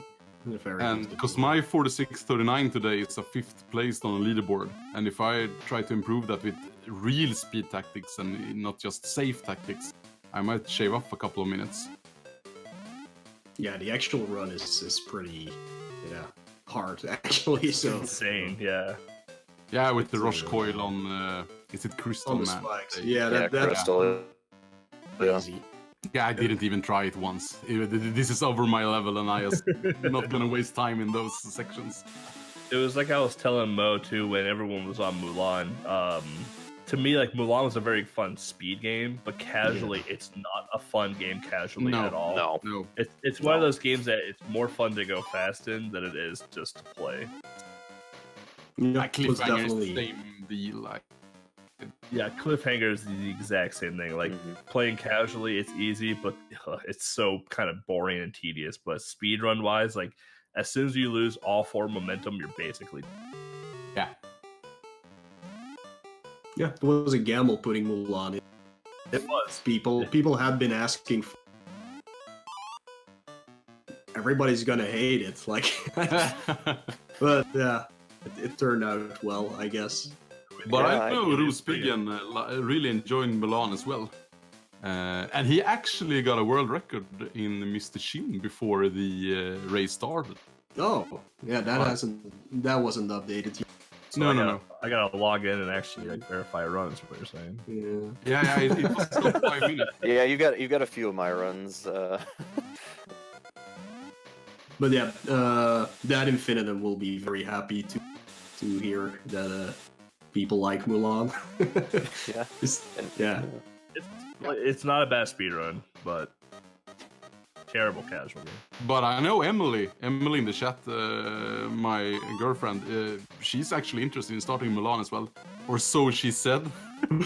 She has to do Hercules Game Boy first, so Milan is better than Hercules. Never even played Hercules, so I don't have any opinion. yeah, don't. By the way, shoutouts to Legs for finding a skip in Mulan that saves 10 seconds. Yeah, in Descent. did you all try that in the run? I was Yeah, watching I got Hero, it. and I don't Yeah. think I caught the skip. So I did it was in my too. run, so also shoutouts to Claire's palette for Fish Dude. yeah. It's actually, it looks good. It looks really good. With the corals and the blue sea and the Yeah. lemon fish. I don't think that is not that is a custom thing. Yeah.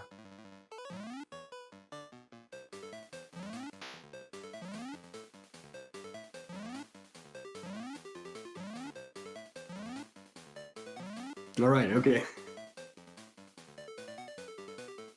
Oh, okay. So it is. So it is a preset one. Okay. Interesting. I always use like 4B or something. Yeah, 4B is my favorite. 4B. Or just gray. Yeah. Or just the ugly whatever SGB2 wants to give me. The ugly orange and red. Yeah, I used to use that, and then it was funny. I was actually learning Mega Man 4, and then I was like, okay, I'm gonna change the palette and see if it helps. And so I changed it to 4B, and I'm like, oh my gosh, this is way better. Why didn't I do this earlier? Like, why?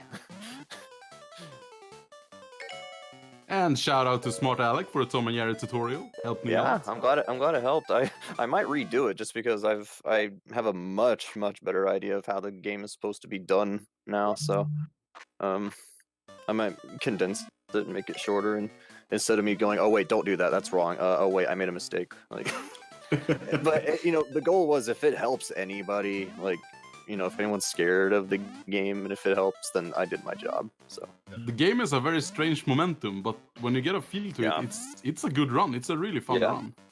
yeah, Yeah, I thought about going through and redoing my cliffhanger one and maybe make them a Mr. Chin one, even though, you know, that game is really hard to. Yeah, So I was I- gonna do an R-type one. I, I felt so bad for Smart Alec too, because he was on Mr. Chin and he got to God. stage. What was it? Whatever the funnel stage 6. is. And I watched that Momo walk over that pit for like a minute and a half. And I- it was your last one. I was like, flipped off come my on. TV. That's how bad it was. That's not something I normally do. Oh my god. I was just like, come on, like, are Yeah, you serious? yeah. I don't want to talk about that anymore. So Emily told me that you liked my Stone Man weapon during the run. Well, everyone should use Power Stone regardless. Yeah, Power Stone. It is Mo- such a horrible power. Mo is talking about how bad it is, and I'm watching you. I'm like, well, he just killed literally like three bosses with it. Like, it looks pretty good. hmm Yeah, if you actually hit something with it, Right. Maybe you're just bad at using the weapon. that could be a problem. You need to channel your inner Power Stone mode. Oh, yeah, just awful. At least in the NES version, you can like do the pause thing. In this one, it doesn't really work. Where if you pause it, they just all disappear and you can use it in a meet. What is this NES that you speak of? Yeah, I don't know. He's just making stuff up. Yeah. This coming from somebody who's run like 70 NES games. Oh yeah, congrats! I saw your. Is it 314 speedruns 300, video? well, it'll be 313 when I put Mega Man 4, but yeah, I got the record for most different speed games by one person. So That's impressive as It's an hell. accomplishment. yeah, Especially some of those names that are on that list. yep. Yeah, Once Upon a Time. I think it was like 5th Once Upon a Time. I just stopped speedrunning. Like, I've made so many dumb leaderboards, I'm done. I made 3 of for this Tiny Tens. Yeah, those were your suggestions to put in on Yeah. this list. How many Crayon Shin-chans has been in the Tiny 10 now? Is it 3. 3? 1, 2, and Shin-chan 4. 1, 2, and 4. Yep. Now we have the minigame Shin-chans left. Yeah, and no more IREM games. Of Unless course. Hammering Harry 2, but that one isn't great, so... That's a rough one. Yeah, I haven't even been able to beat. I've beat it, but it's not fun. No, it's not. Like the first one, super hard, but yeah, it's just great. But yeah, the second one, there's just something wrong with. Have we had the first Hammer and Harry in? Yeah, but I don't think the entire game. I think it was up to this Oh, sure. because stage 4 and 5 are pretty Impossible. ridiculous if you don't know what you're doing. But then again, like here we're not going to do once a year instead of twice. So there, I think in the future there will be more difficult games on the list for sure, but there will also be like actual tutorials available for it and things like that. So yeah, I really prefer full games. It was really fun to practice to this. yeah. It just feels more complete with the full games, and I think it's more fun for the viewers as well. Mhm. Yeah, it's definitely. I It's agree. Yeah. Best it's part just is- hard yeah. to find them. Yeah. Yeah. Well, I mean, the more full games, the more games I can put on my profile and get like 300 Free. games. But yeah, that's why where Tiny Tim Remix also comes in. Hmm Enemy Yeah, usually puts full games on there then for once we had goals for. So Yeah, I definitely prefer full game runs, but I mean, there's some games where it's just like, oof. Like you're like, oh, here's a 45-minute run. Maybe put this in, depending on how quick the other ones are. Or like when Mo told me he was putting in Mega Man 4, I was just like, excuse me, like full game. He's like, yeah. I'm like, excuse me. I'm like, It was a good that's choice. I was like, that's like a 45-minute run. Like, what are you doing? But it was a really good game to end the run with, because with all the cutscenes and the weapon get cutscenes, you get so much time to focus, unfocus in between the stages. So it was a perfect finish to this intense list of 9 shorter games. Yeah, I definitely agree that the with Mo putting in the 9 short games and then 1 long one at the end was definitely a very good call. I very much liked that layout. yeah, hopefully I can find enough games in the future to put in other like Jack Fu is 5 minutes. yeah, well, but yeah, like you mentioned earlier, like Mega Man 5 is definitely a game that needs some time in the spotlight, but it's an even longer game. It's 55 minutes up until an hour. Yeah. Oh, So then I do have to find 9 other short enough, and Bram Stoker's Dracula, 3 minutes. that could be one. Yeah, for sure. But yeah, it's gonna be hard. Like there's a lot of games, would fit in nicely, like even Castlevania Legend or something like that. But there's already 25-minute games. Alien 3 is 14 minutes. Yeah, but then it's of course a problem if people want to learn it or not. I mean, it's only a 5-hour blind run, so Only 5 Yeah. hours.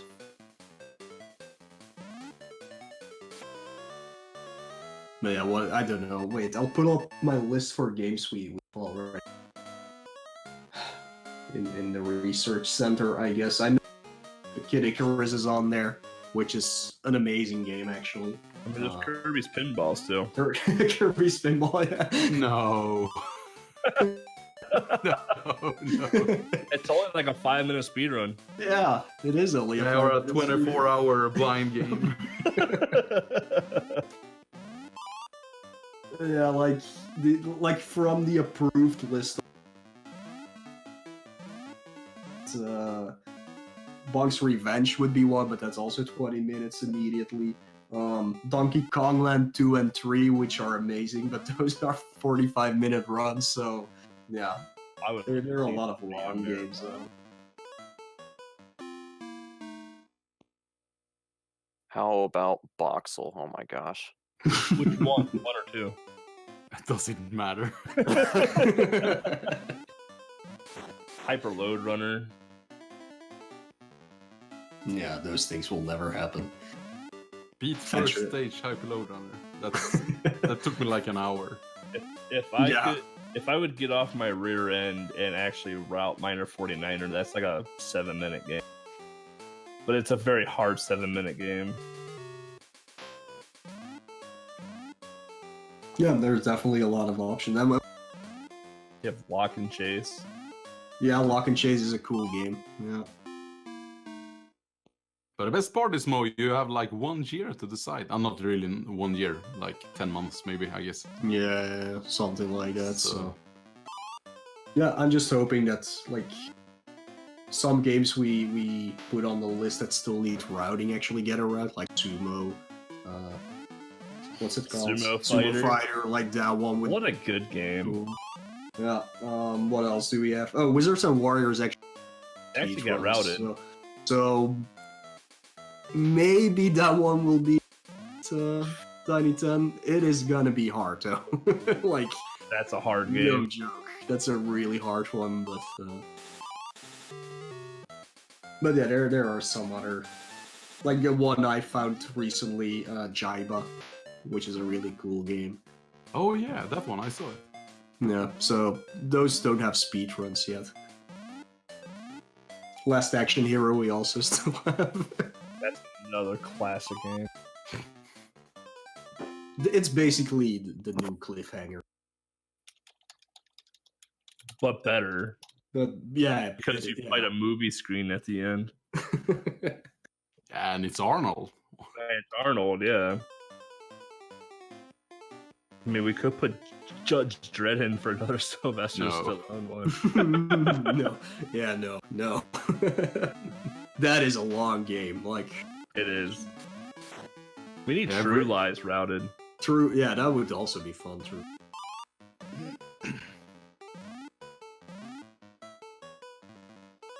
Claire finishing up Fish Dude. Winner. Amazing winning screen. Winner. We need to see Gourmet Paradise in this sweet palette now. Oh yeah. Oh yeah. Oh, that's Tom and Jerry, never mind. Yeah, Tom and Jerry. No, no. That reminds me, I had to I died in stage 2 twice, and I decided to reset both times, just because I said if I die in stage 1 or 2, I'm just gonna reset, because if you lose your lives, you're back at the very start. So I'm just like, well, all right, just You start missed the over, shit. and then the freaking RNG got me later, so that's my punishment. Yeah, I had the same plan in Mr. Shin. If I die on the like first 2 stages, it's just a reset. Yeah. Middle lives in the end of that.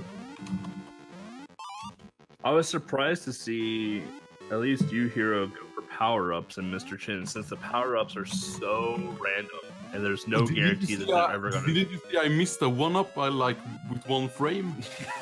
I saw you get the bomb, though, for like one Momo. Yeah, but I wanted to blow him up.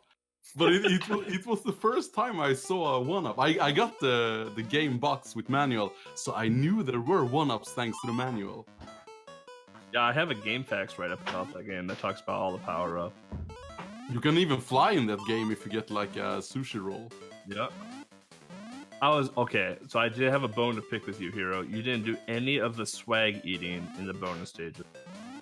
Oh, come on, Alex 'Cause I did it. that's If one game was gonna softlock on me, we all know it was Mr. Shin while with the swag eating.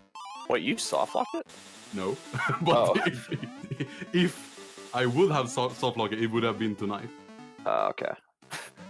I'm like, oh, and we're gonna watch Hero do all no swag eating. I'm like, all right, well, I have a bone to pick with Hero now, and I saw Alec do it. And I'm like, well, Alec is doing it, so we're gonna watch. There's nothing else to do, so it's like, why There not really try ain't. to do it? There's nothing to do. I swag killed Napalm Man though, both did. times though. You did.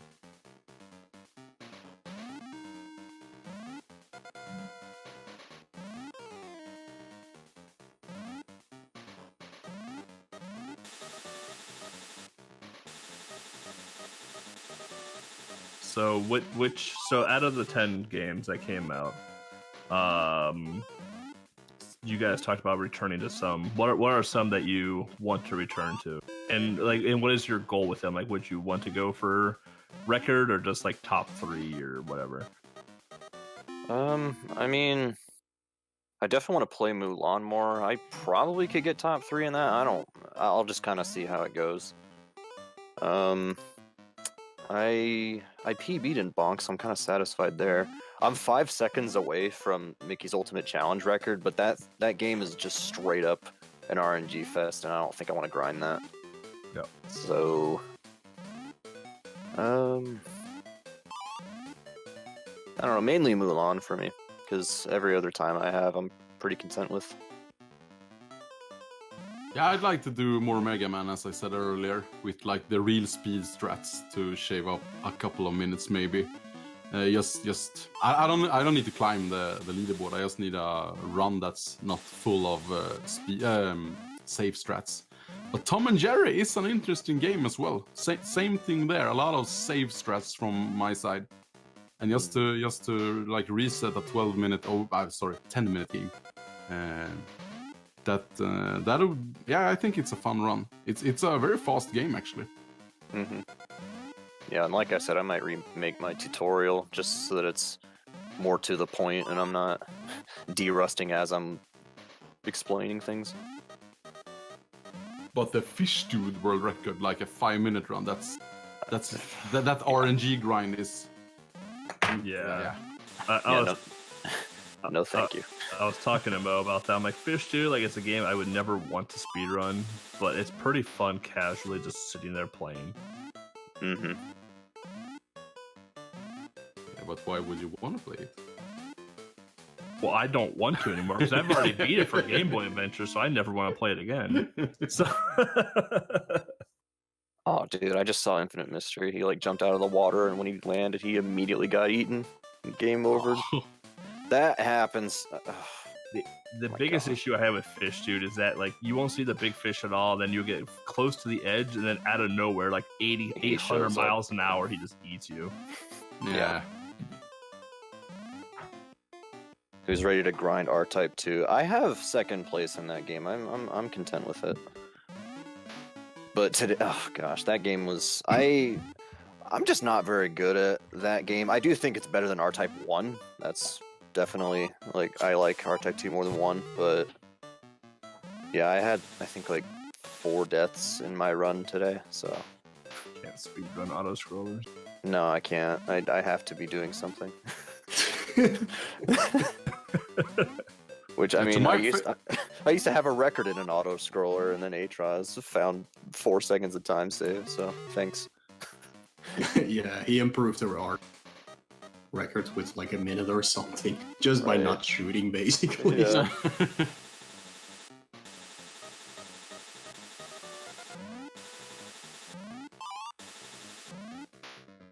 Ross Biggin having some trouble with the charge stage, but those jumps are really tricky on that stage. Yeah, I mentioned it earlier. I actually considered using Rush Coil just to super safe it, but then Beltic would have really picked my bone. I'm not a huge fan of Mega Man 4 to begin with, so you'd have been pretty sick.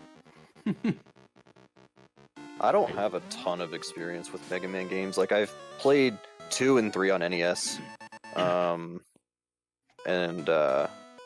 I did do a run of Mega Man Dr. Wily's Revenge on Game Boy. That one's impossible.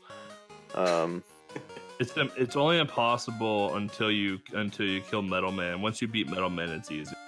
Yeah, but yeah, I don't have a ton of experience in Mega Man, but I mean, for my standards, I did fine. So I don't have any complaints. Sad part about Dr. Wily's Revenge is it's the first game of those 5 on the Game Boy, and I often hear people like, "Yeah, I'm gonna play through all the 5 Mega Man games on Game Boy," and then they just get owned by Dr. Wily's Revenge, and they never continue that. Play the challenge. And they have no idea what's in store for them with 3. But Mega Man 2 is like super free, so. Yeah, I used to do Mega Man 1 through 5 Game Boy marathon runs, and I'd be fine. And I get to 3, and I'd be like, oh, Dust Man's Day. Oh, yeah, Dust Man. Isn't there something tricky in... Is it Dive Man as well? I don't remember anymore. Yeah, it's been so long since I've done the Mega Man games. I do Mega Man 5 mainly now. I need to play that game more. I've only played it like 2 or 3 times. It's so good.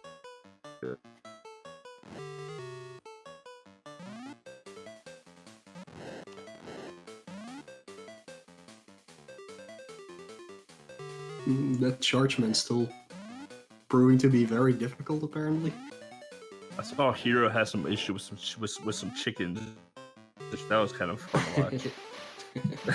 I had issues as well. I want to damage boost them, but I wanted to save my energy, and that was stupid because I already had an energy tank in back, and I used the energy tank on Chargeman, and he died the second after I used it. So yeah, Chargeman stayed just trolled. That jump right there that Ross Piggin missed. Like I died in that same spot. It's just such a stupid jump. You have to jump right at the edge of that platform before those spikes or whatever. Yep. It was like I was watching when Hero was doing Cliffhanger, the first really long jump in stage 2 basically, and you just missed it by like a step basically, and I was like, I yep, haven't died that's Cliffhanger. Yeah. Yeah, that's young. Yeah, and did you see when I couldn't grab the rope? what was up with that? You were jumping too high. What? did you say that in your tutorial? No, I just said avoid the ropes in my tutorial. Thank goodness no one soft locked Cliffhanger. Thank God no one. Or at least Hero and I didn't. I don't know if somebody else did, but yeah. I think I know it was mashing start at the beginning of the stages. Yeah. And when you die as well. Yeah, what a dumb. Or yeah, when you use a continue, you just want to press start once when you decide you want to use it. So, I think I soft locked the game like 4 times in practice, but not today. I honestly didn't know that soft lock existed until someone did it, and I was like, "How did you do that?" Well, I was pressing start. I'm like, I've never pressed start in my life in this game. Yeah, I also found this. I still don't know how I did it, but I found a skip in Bonks where somehow what I think happened was like when you get the invincibility, if it finishes as soon as you get to like the screen transition, or like when you get to the part where the game kind of just puts you on autopilot, it just walks off the screen for you.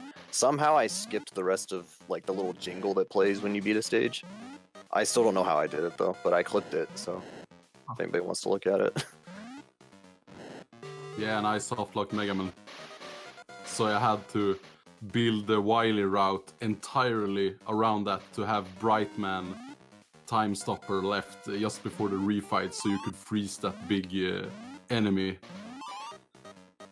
Oh yeah. Because if she pounds you, the frame you enters the teleporter, the game softlocks. Oh man. Of course, you would find this. Yeah, Manix hasn't gone onto it. Gosh. When you went into the final Wily fight and I saw that you had 4 E-tanks, I was just like, oh, okay. It's my safe strats. Always works.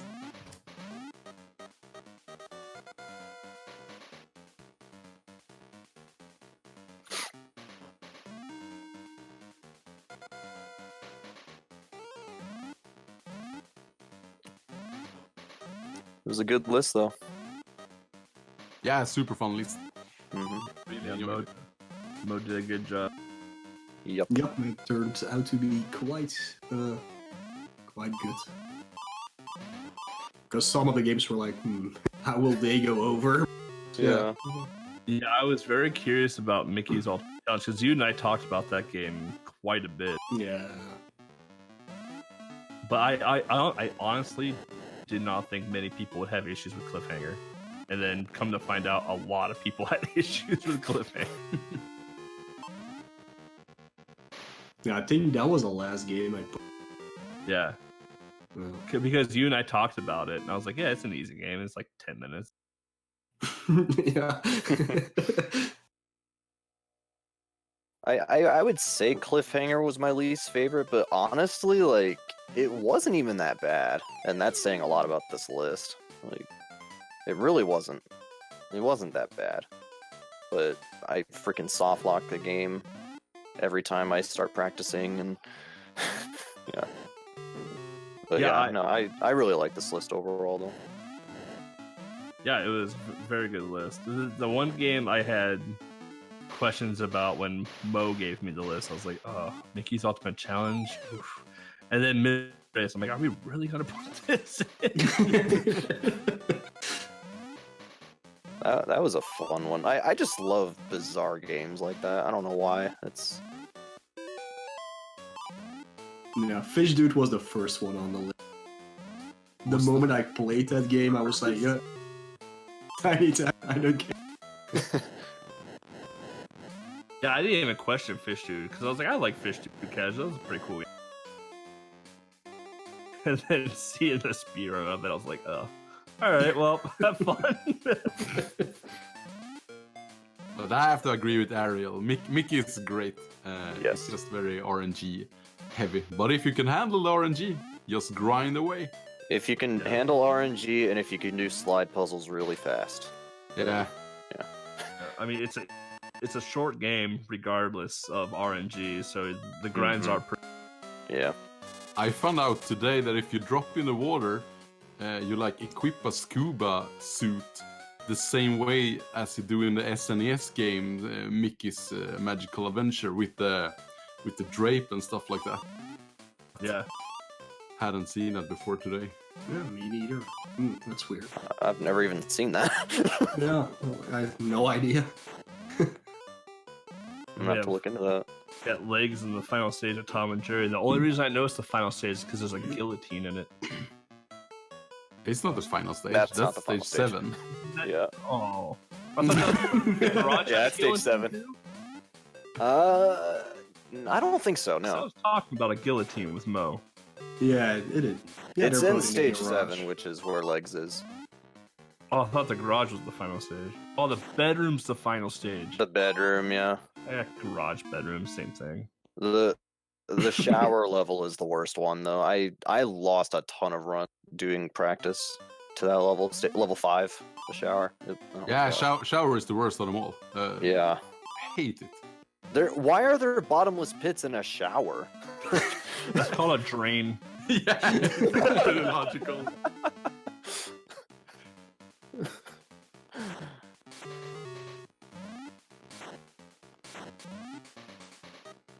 I just wish you and Tom and Jerry.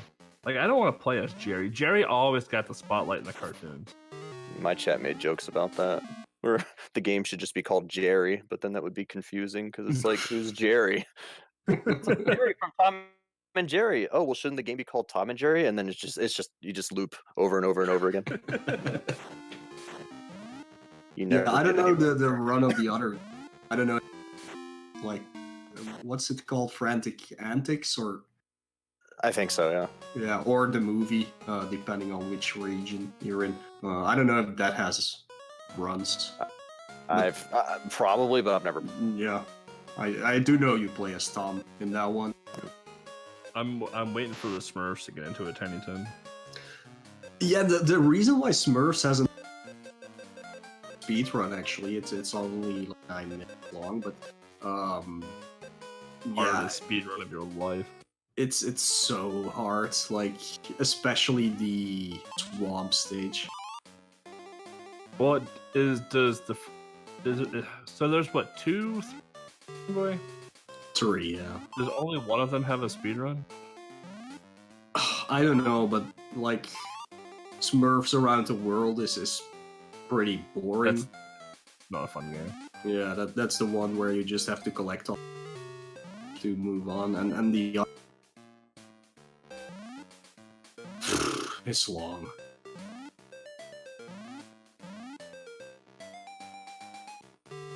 But yeah, the first one, it plays very well, and you can go in it just by default. The problem is that the jumps in that for the actual speedrun are just ridiculously hard.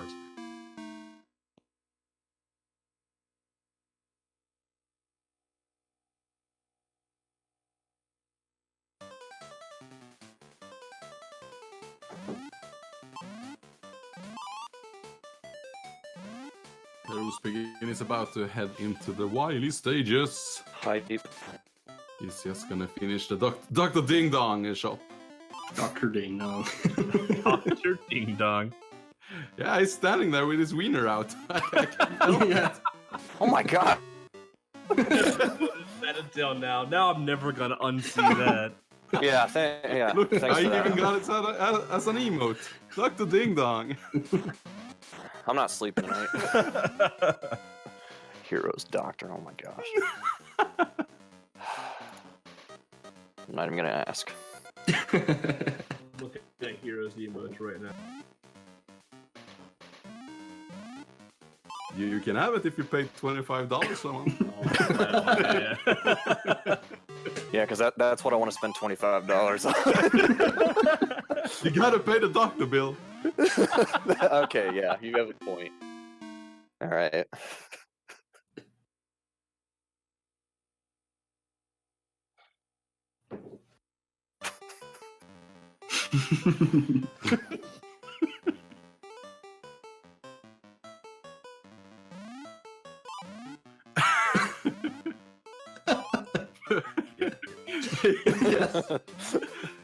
That was a good one. Enemy asks is if everyone in Europe gets it for free because we have such great medical care. Mhm. You always get to see the doctor. I mean, you can see the doctor whenever you want in America as well too. Just Yep. just cost you $4 trillion to do it. Mm-hmm.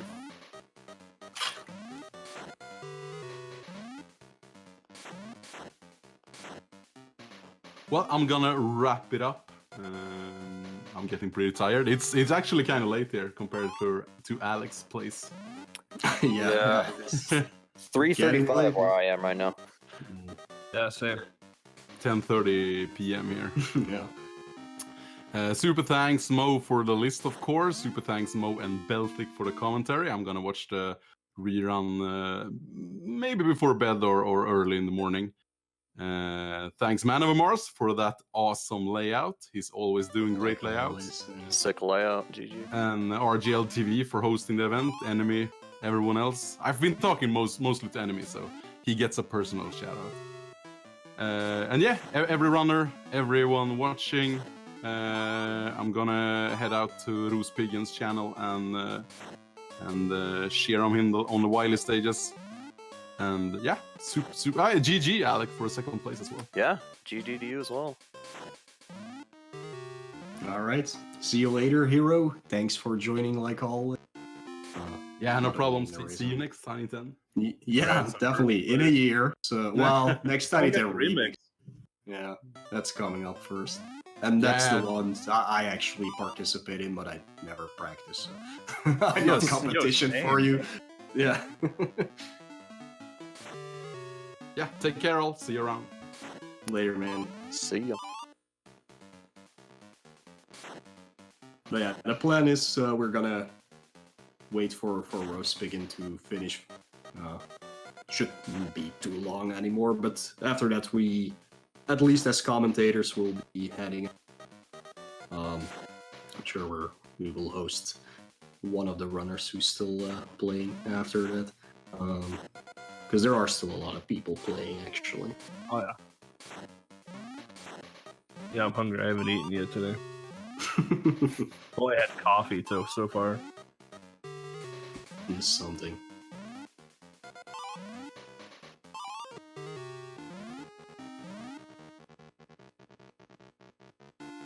I'm kind of curious what the Tiny 10. And it better be Solar Striker full game. Oof.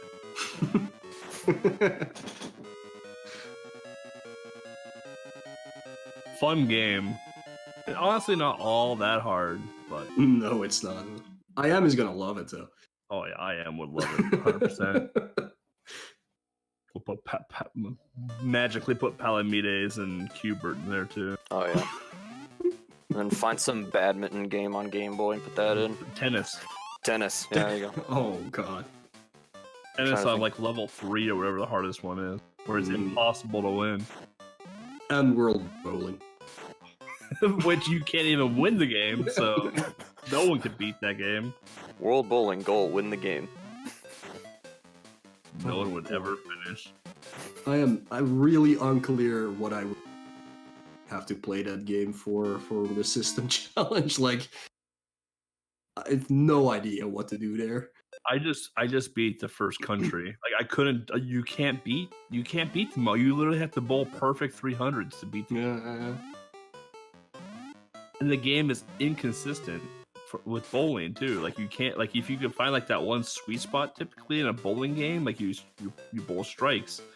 But if you hit that one spot one time, you'll get a strike. But the exact same spot, it'll be like a 7-10 split. And you're like, oh. Absolutely horrible game. Like, how did they decide? Yeah, let's release. We have I am on the final stage of Fish Dude here, kind of try and bait the big fish and get behind him. I think I finally did that last stage in Fish Dude without a death today, so. It's a tough stage. Yeah. But I am knocking down Fish Dude. Not a problem. It's getting kind of scary for Ruspigan. Only one life. Still have to do the refights. One I'm life, still lots not- of lag. Yeah, I'm still not clear on what happened. Continue in this stage. I think, I'm trying to think. I think because I've game overed here, actually. I think if you continue here, you start right after that crane fight. I think you start right after that. Yeah, but I don't remember if you die in the refights, if you just have to redo the refights. You have to redo all the... I learned that the hard way. You have to redo all the refights. Yeah, I got to my last refight, and I died, and so I had to redo all of them.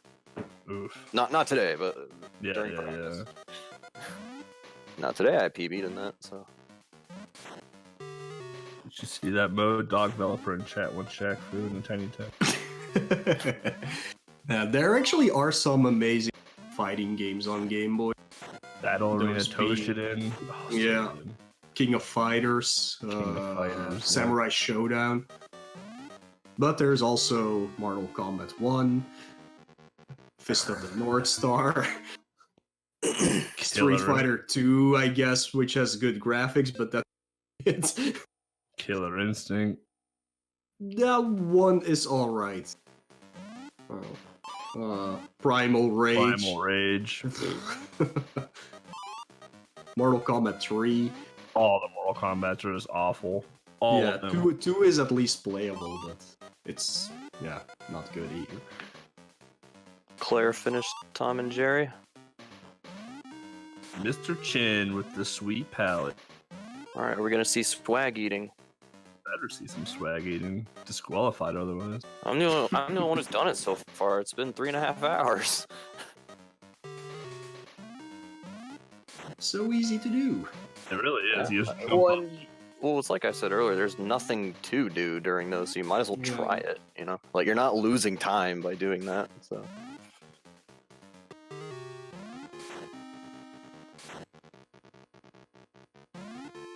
Yeah, Ruspigan sadly having to restart this. Having some trouble with the eyeball boss here. I think on this one you can use Napalm as well, you don't have to use the Pharaoh. Yeah, that's weapon. correct. That actually is the quick kill for that boss.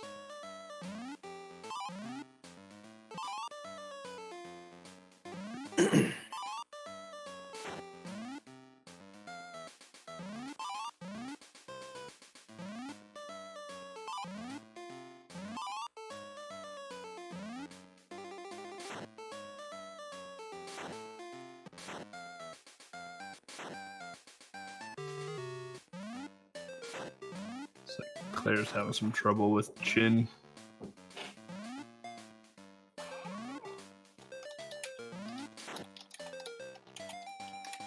Yeah, that game either goes very well or very bad. It snowballs so quick. No. Because like conceptually and visually, it's so easy, but like when you're actually playing it, like Chin's jump mechanic is really hovery, like it's really floaty. You don't expect that right away in the game, and then there's a ceiling, so you can't like jump off screen like you can in typical like arcade platformer games. So it's just like, okay, well, this is my life now.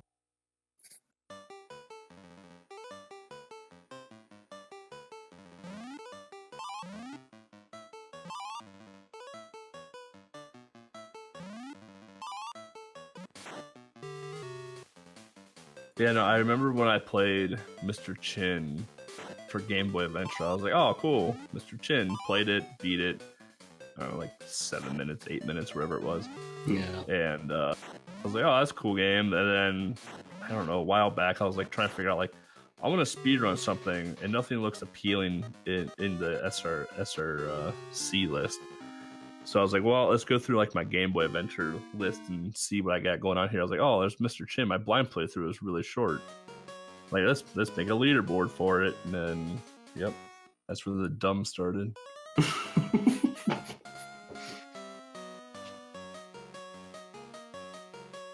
Oh, there we go. Swag Eat. Oh, yeah, Claire. Okay, Claire's my second favorite person. Yep. I get those K-Cows in. Wait, did Ross Piggin do the swag eating when they were in Mr. Chen? Because I...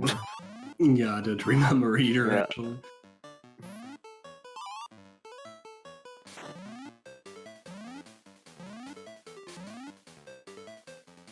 Alex having a lot of trouble in the garage. There actually is a hidden health and life pickup in that stage that because I remember when I was learning that game just on my own, I was having trouble with that stage, and I'm like, is there something I'm missing or whatever? And the game facts said there's a hidden health pickup, and I'm like, oh, okay. So Yeah, I casually this stage also took me quite a while. I don't think I really hit. You know, that one I got stuck for at least 20 minutes.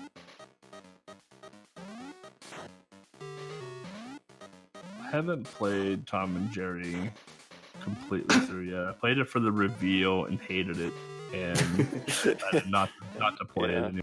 I remember that. Yeah.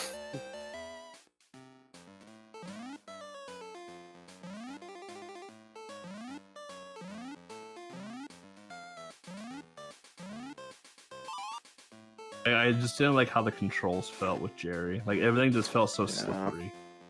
Yeah, like momentum and physics and everything don't really exist in Tom and Jerry. It's like Super Mario Land 1. That's one reason I made a tutorial, because I knew people were gonna like not have a clue what to do, or like it would just be really complicated. So figured I'd help out as best I can. Yeah, I made the one for Cliffhanger because I saw so many people having issues with Cliffhanger. I was like, Mm-hmm. huh.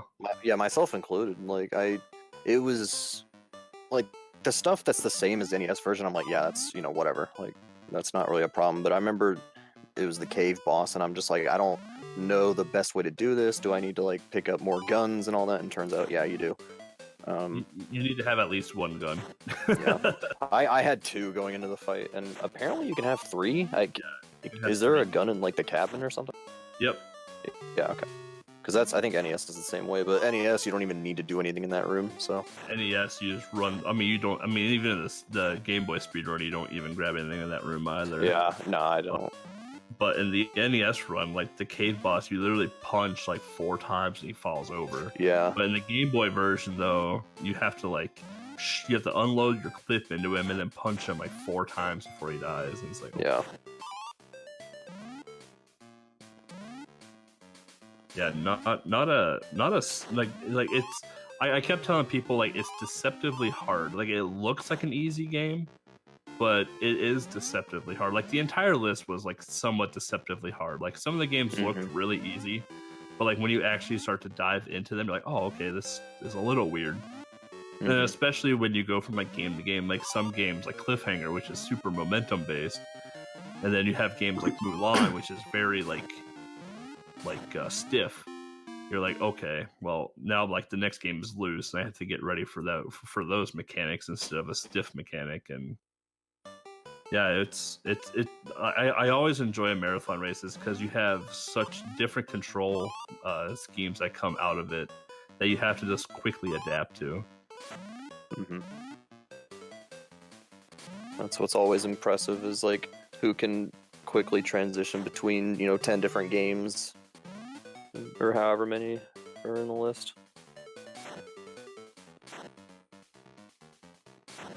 Yeah, especially if you are doing like different genres. Yeah.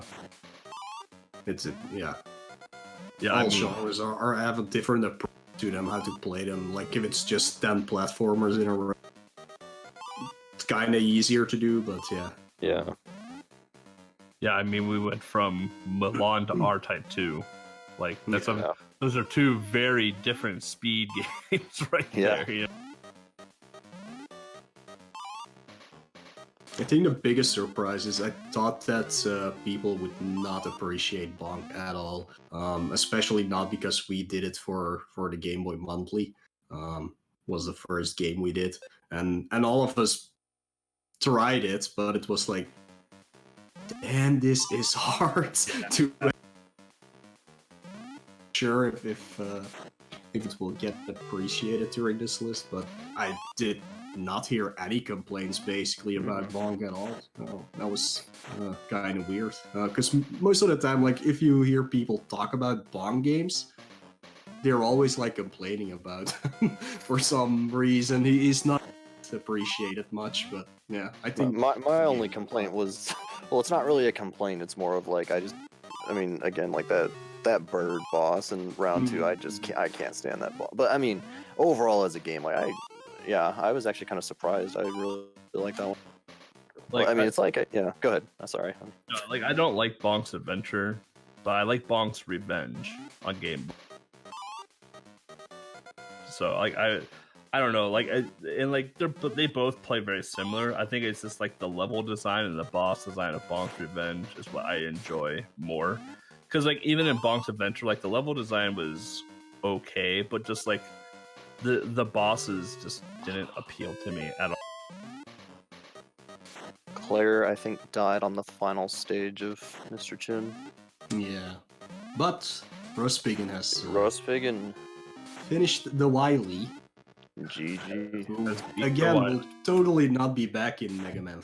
Definitely not be back in Mega Man 5. But yeah, Rospigen finished with a time of 3 hours, 39 minutes, and 9 seconds. And that's third place, so congratulations. GG's in chat GG. for Pagan.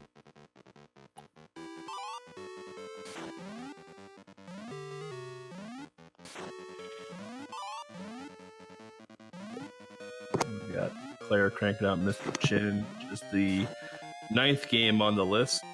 So they'll be going into Mega Man 4 after this game. Some girl on Fish Dude. Couldn't tell you what stage. They all look the same. Definitely one of the second. Catboat. I think It's in World 2, yeah. three, Or, yeah. Oh, Catboat! No! I like how the fish turns into an eggplant afterwards. Yeah. I thought. There's something with eggplants in Game Boy game. It really Kinda is. weird. It is a little weird.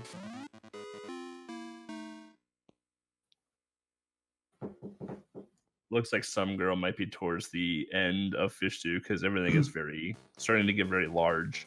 I think that's 3-1 that some girls on.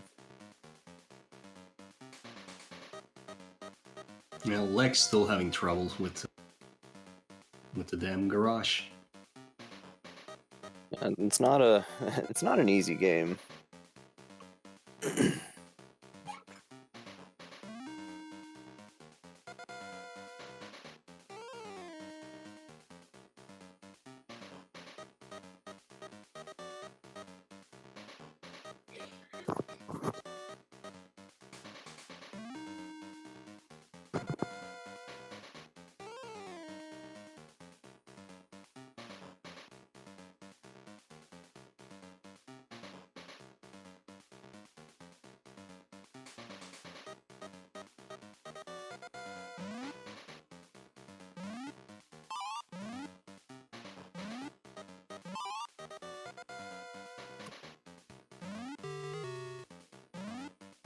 Those otters look cursed. With that color scheme. Have glitch up in Fish Dude. Final stage of Fish Dude, even. I can tell what the final stage is because the Yep. Scoop Steve. By the way, thank you for letting us use passwords during this race. Yeah. Mulan, man. If we couldn't use passwords, I would have needed even more therapy than I already get. Like I'm not even thinking Mulan, just Fish Dude without password. Yeah. And yeah. as well. Yeah. But like today, again, I game over twice in Mulan. So if we couldn't use passwords, man, But yes, thank you for letting us use passwords. Yeah. I actually just beat Mulan last week. I haven't played it before. And he Well, I loved did it. once, but I got stuck on those boards you have to knock over. Oh, the Oh, targets. yeah. And I was like, nope, I'm out. Play this game. Mo loved Mulan. That's why he got in. Yeah. He liked Pocahontas more though. I haven't I booted it up once and was like, I don't think this is a game. Oh, you're in for a treat. But yeah, it will happen someday. Right now, I'm playing Road Rash, which is probably one of the most boring games I've ever played on Game Boy. No. What's that Tom Cruise racing movie?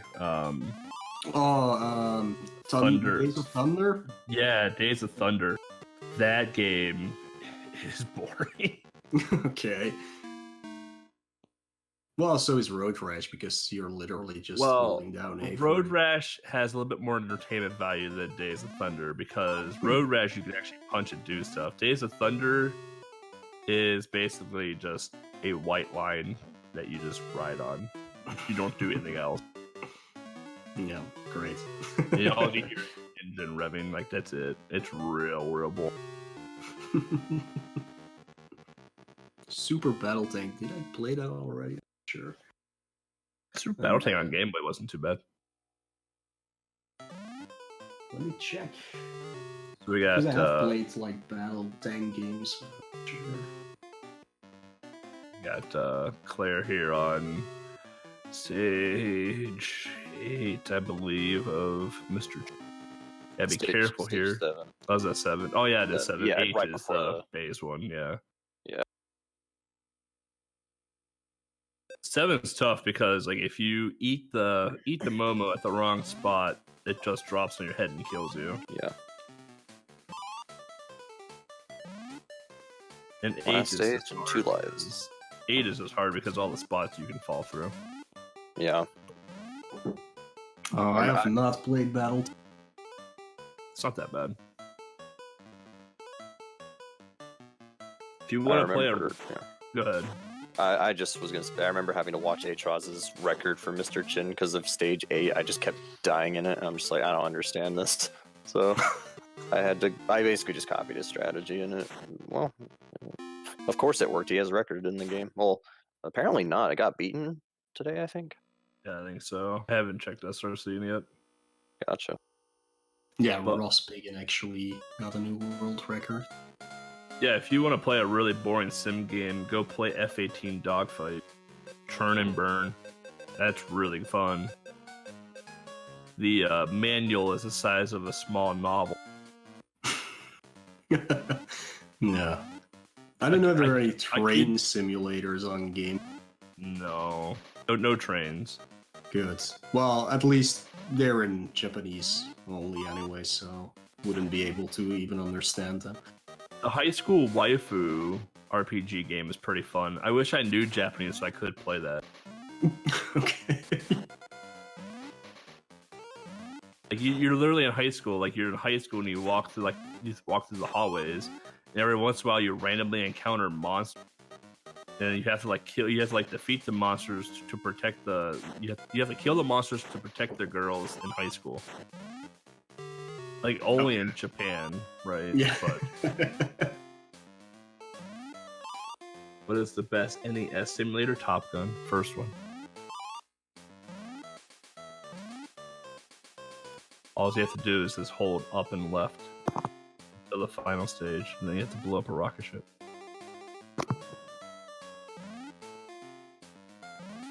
Yeah, it's kind of like a dating sim. Yeah, it's no joke, like a fun game. I just don't know how to play it because I don't know Japanese. Yeah, there aren't that many translated games actually out there for Game Boy.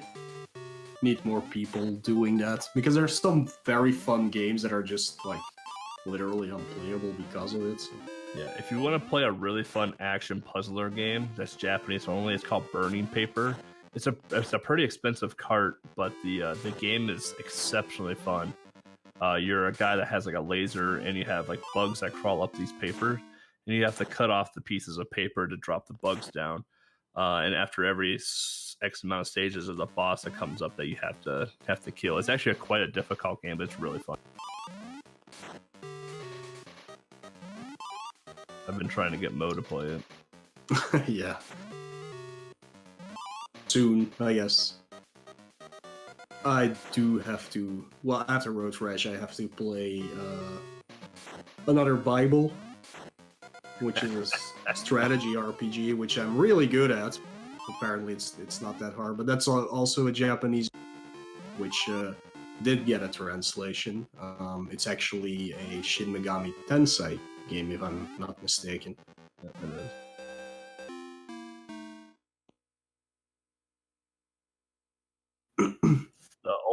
I, having played many Bible games, Bible game for Game Boy Advance is pretty great. I recommend everyone to play that.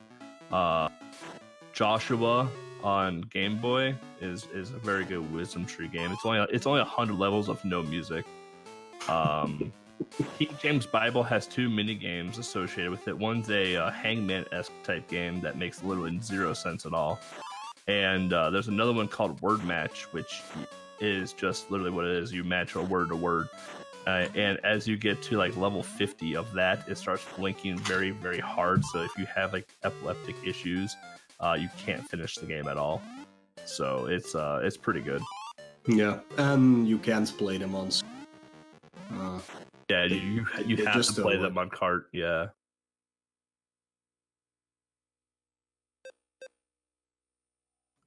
Gems, literal. That's what we call them, gems. Or trash. That's also a possibility.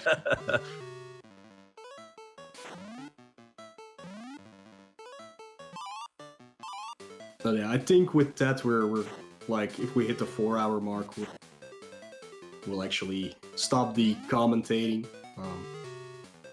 So.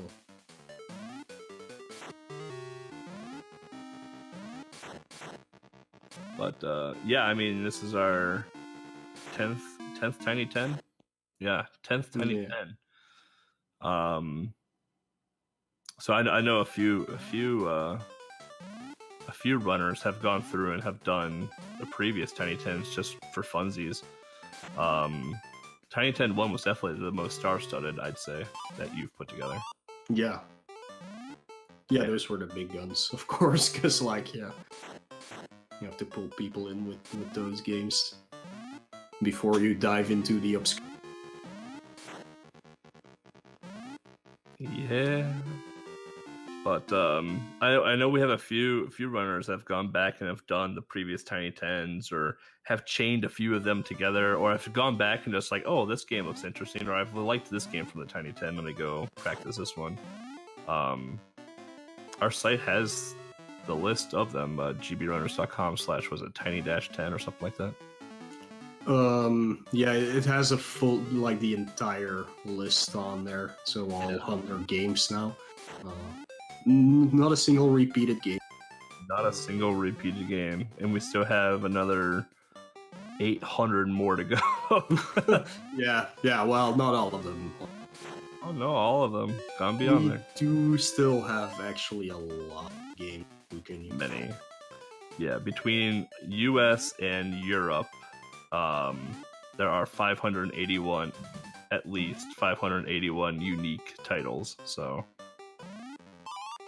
that doesn't include the Japanese, because finding out what Japanese games there were is actually a lot more difficult than we thought.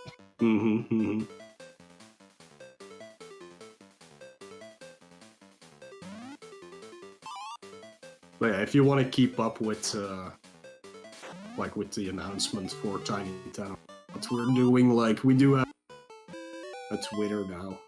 We didn't have that before.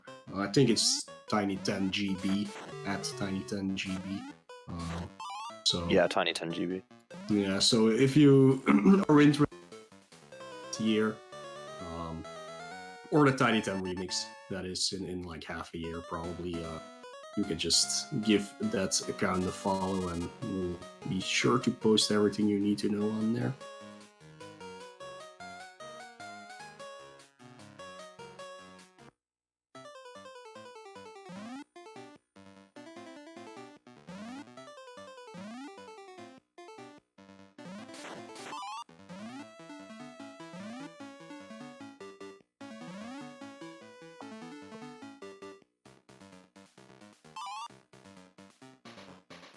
Still a lot of people running, so make sure you go watch them. I don't know if we have like a command or something that shows everybody.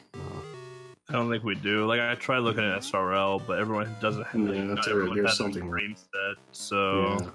I was only Yeah. able to see Alex and Hero.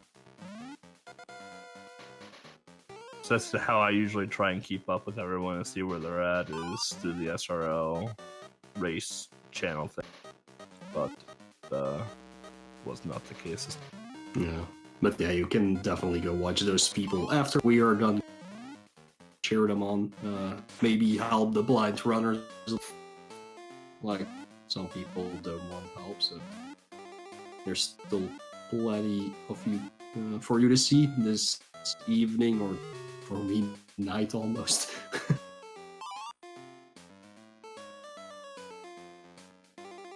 If you put Shaq Fu in, I'll participate in Tiny 10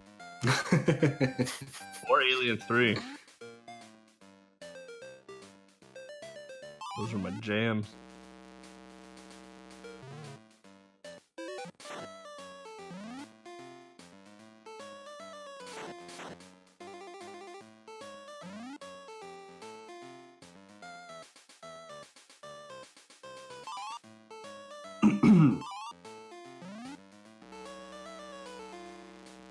And if you liked the commentators for tonight and you want to hear more of us, we do actually also have a Game Boy podcast.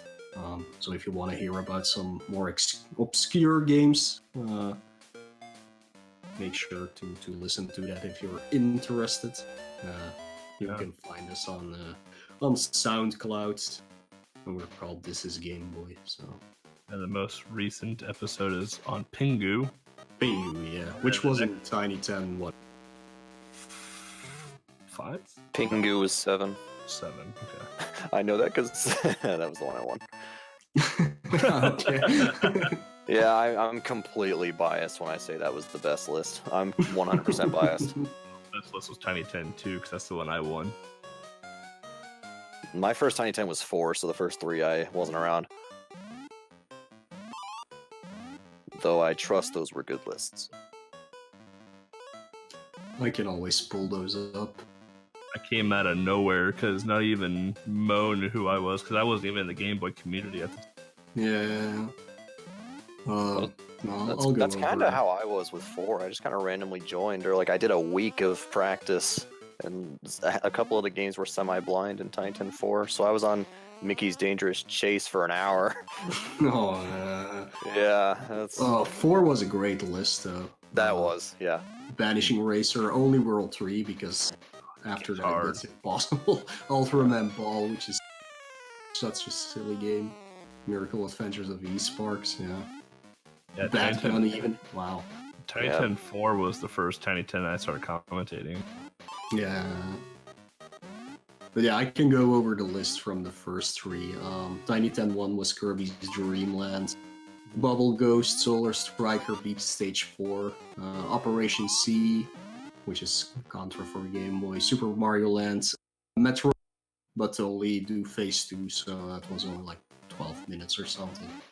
Mega Man 2, because it's the easiest game ever made, probably, for Game Boy. Ninja Gaiden Shadow, Kid Dracula, and then Link's Awakening beat Dungeon 2. So, those were like the big games that everybody basically knows.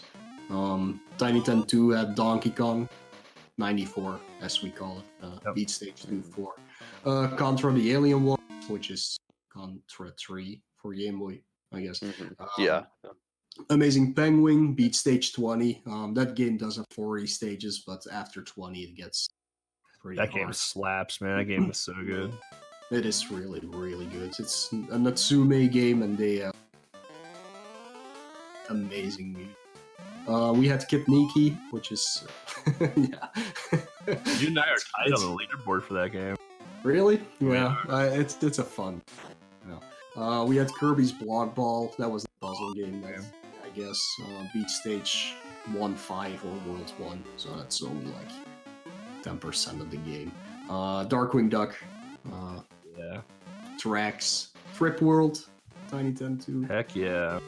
Oh, we got Cat Rap there. Beat Stage 20. We did. That game sucked.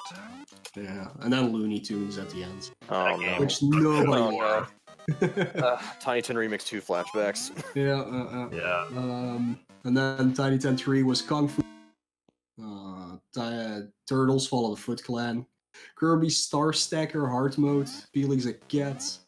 Wario Felix Blast, is so good. which is Bomberman, basically. Tekken Fight, great battle guide. Tailgater, another Natsume game. Nubo, but only Stage 2. Game is so slow, but so good. Yeah. Hammering Harry in the first one, and then we ended with DuckTales 1.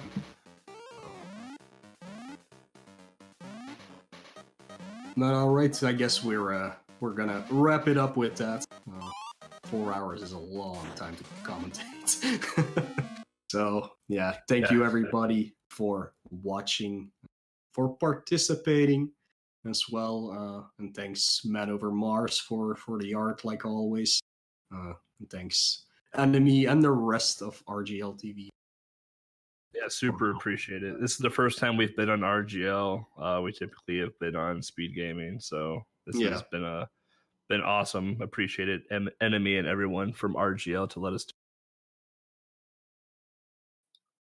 Absolutely, and thanks Alec for coming in for interview. And Yeah, no problem. I've just been chilling for yeah, since Hero dropped out. I've just been chilling. Yeah, that's good because we are getting tired. So it's nice. But no, for hey, something thanks, as well. thanks everybody for putting this together. It was fun. I'm glad I did it. So, Yeah. And with that, we will take our leave. See you again for Tiny 10 Rings, where I'll be a runner, and otherwise we'll see you for Tiny 10 11. Around the same time as now. Featuring Shaq Fu and Alien 3.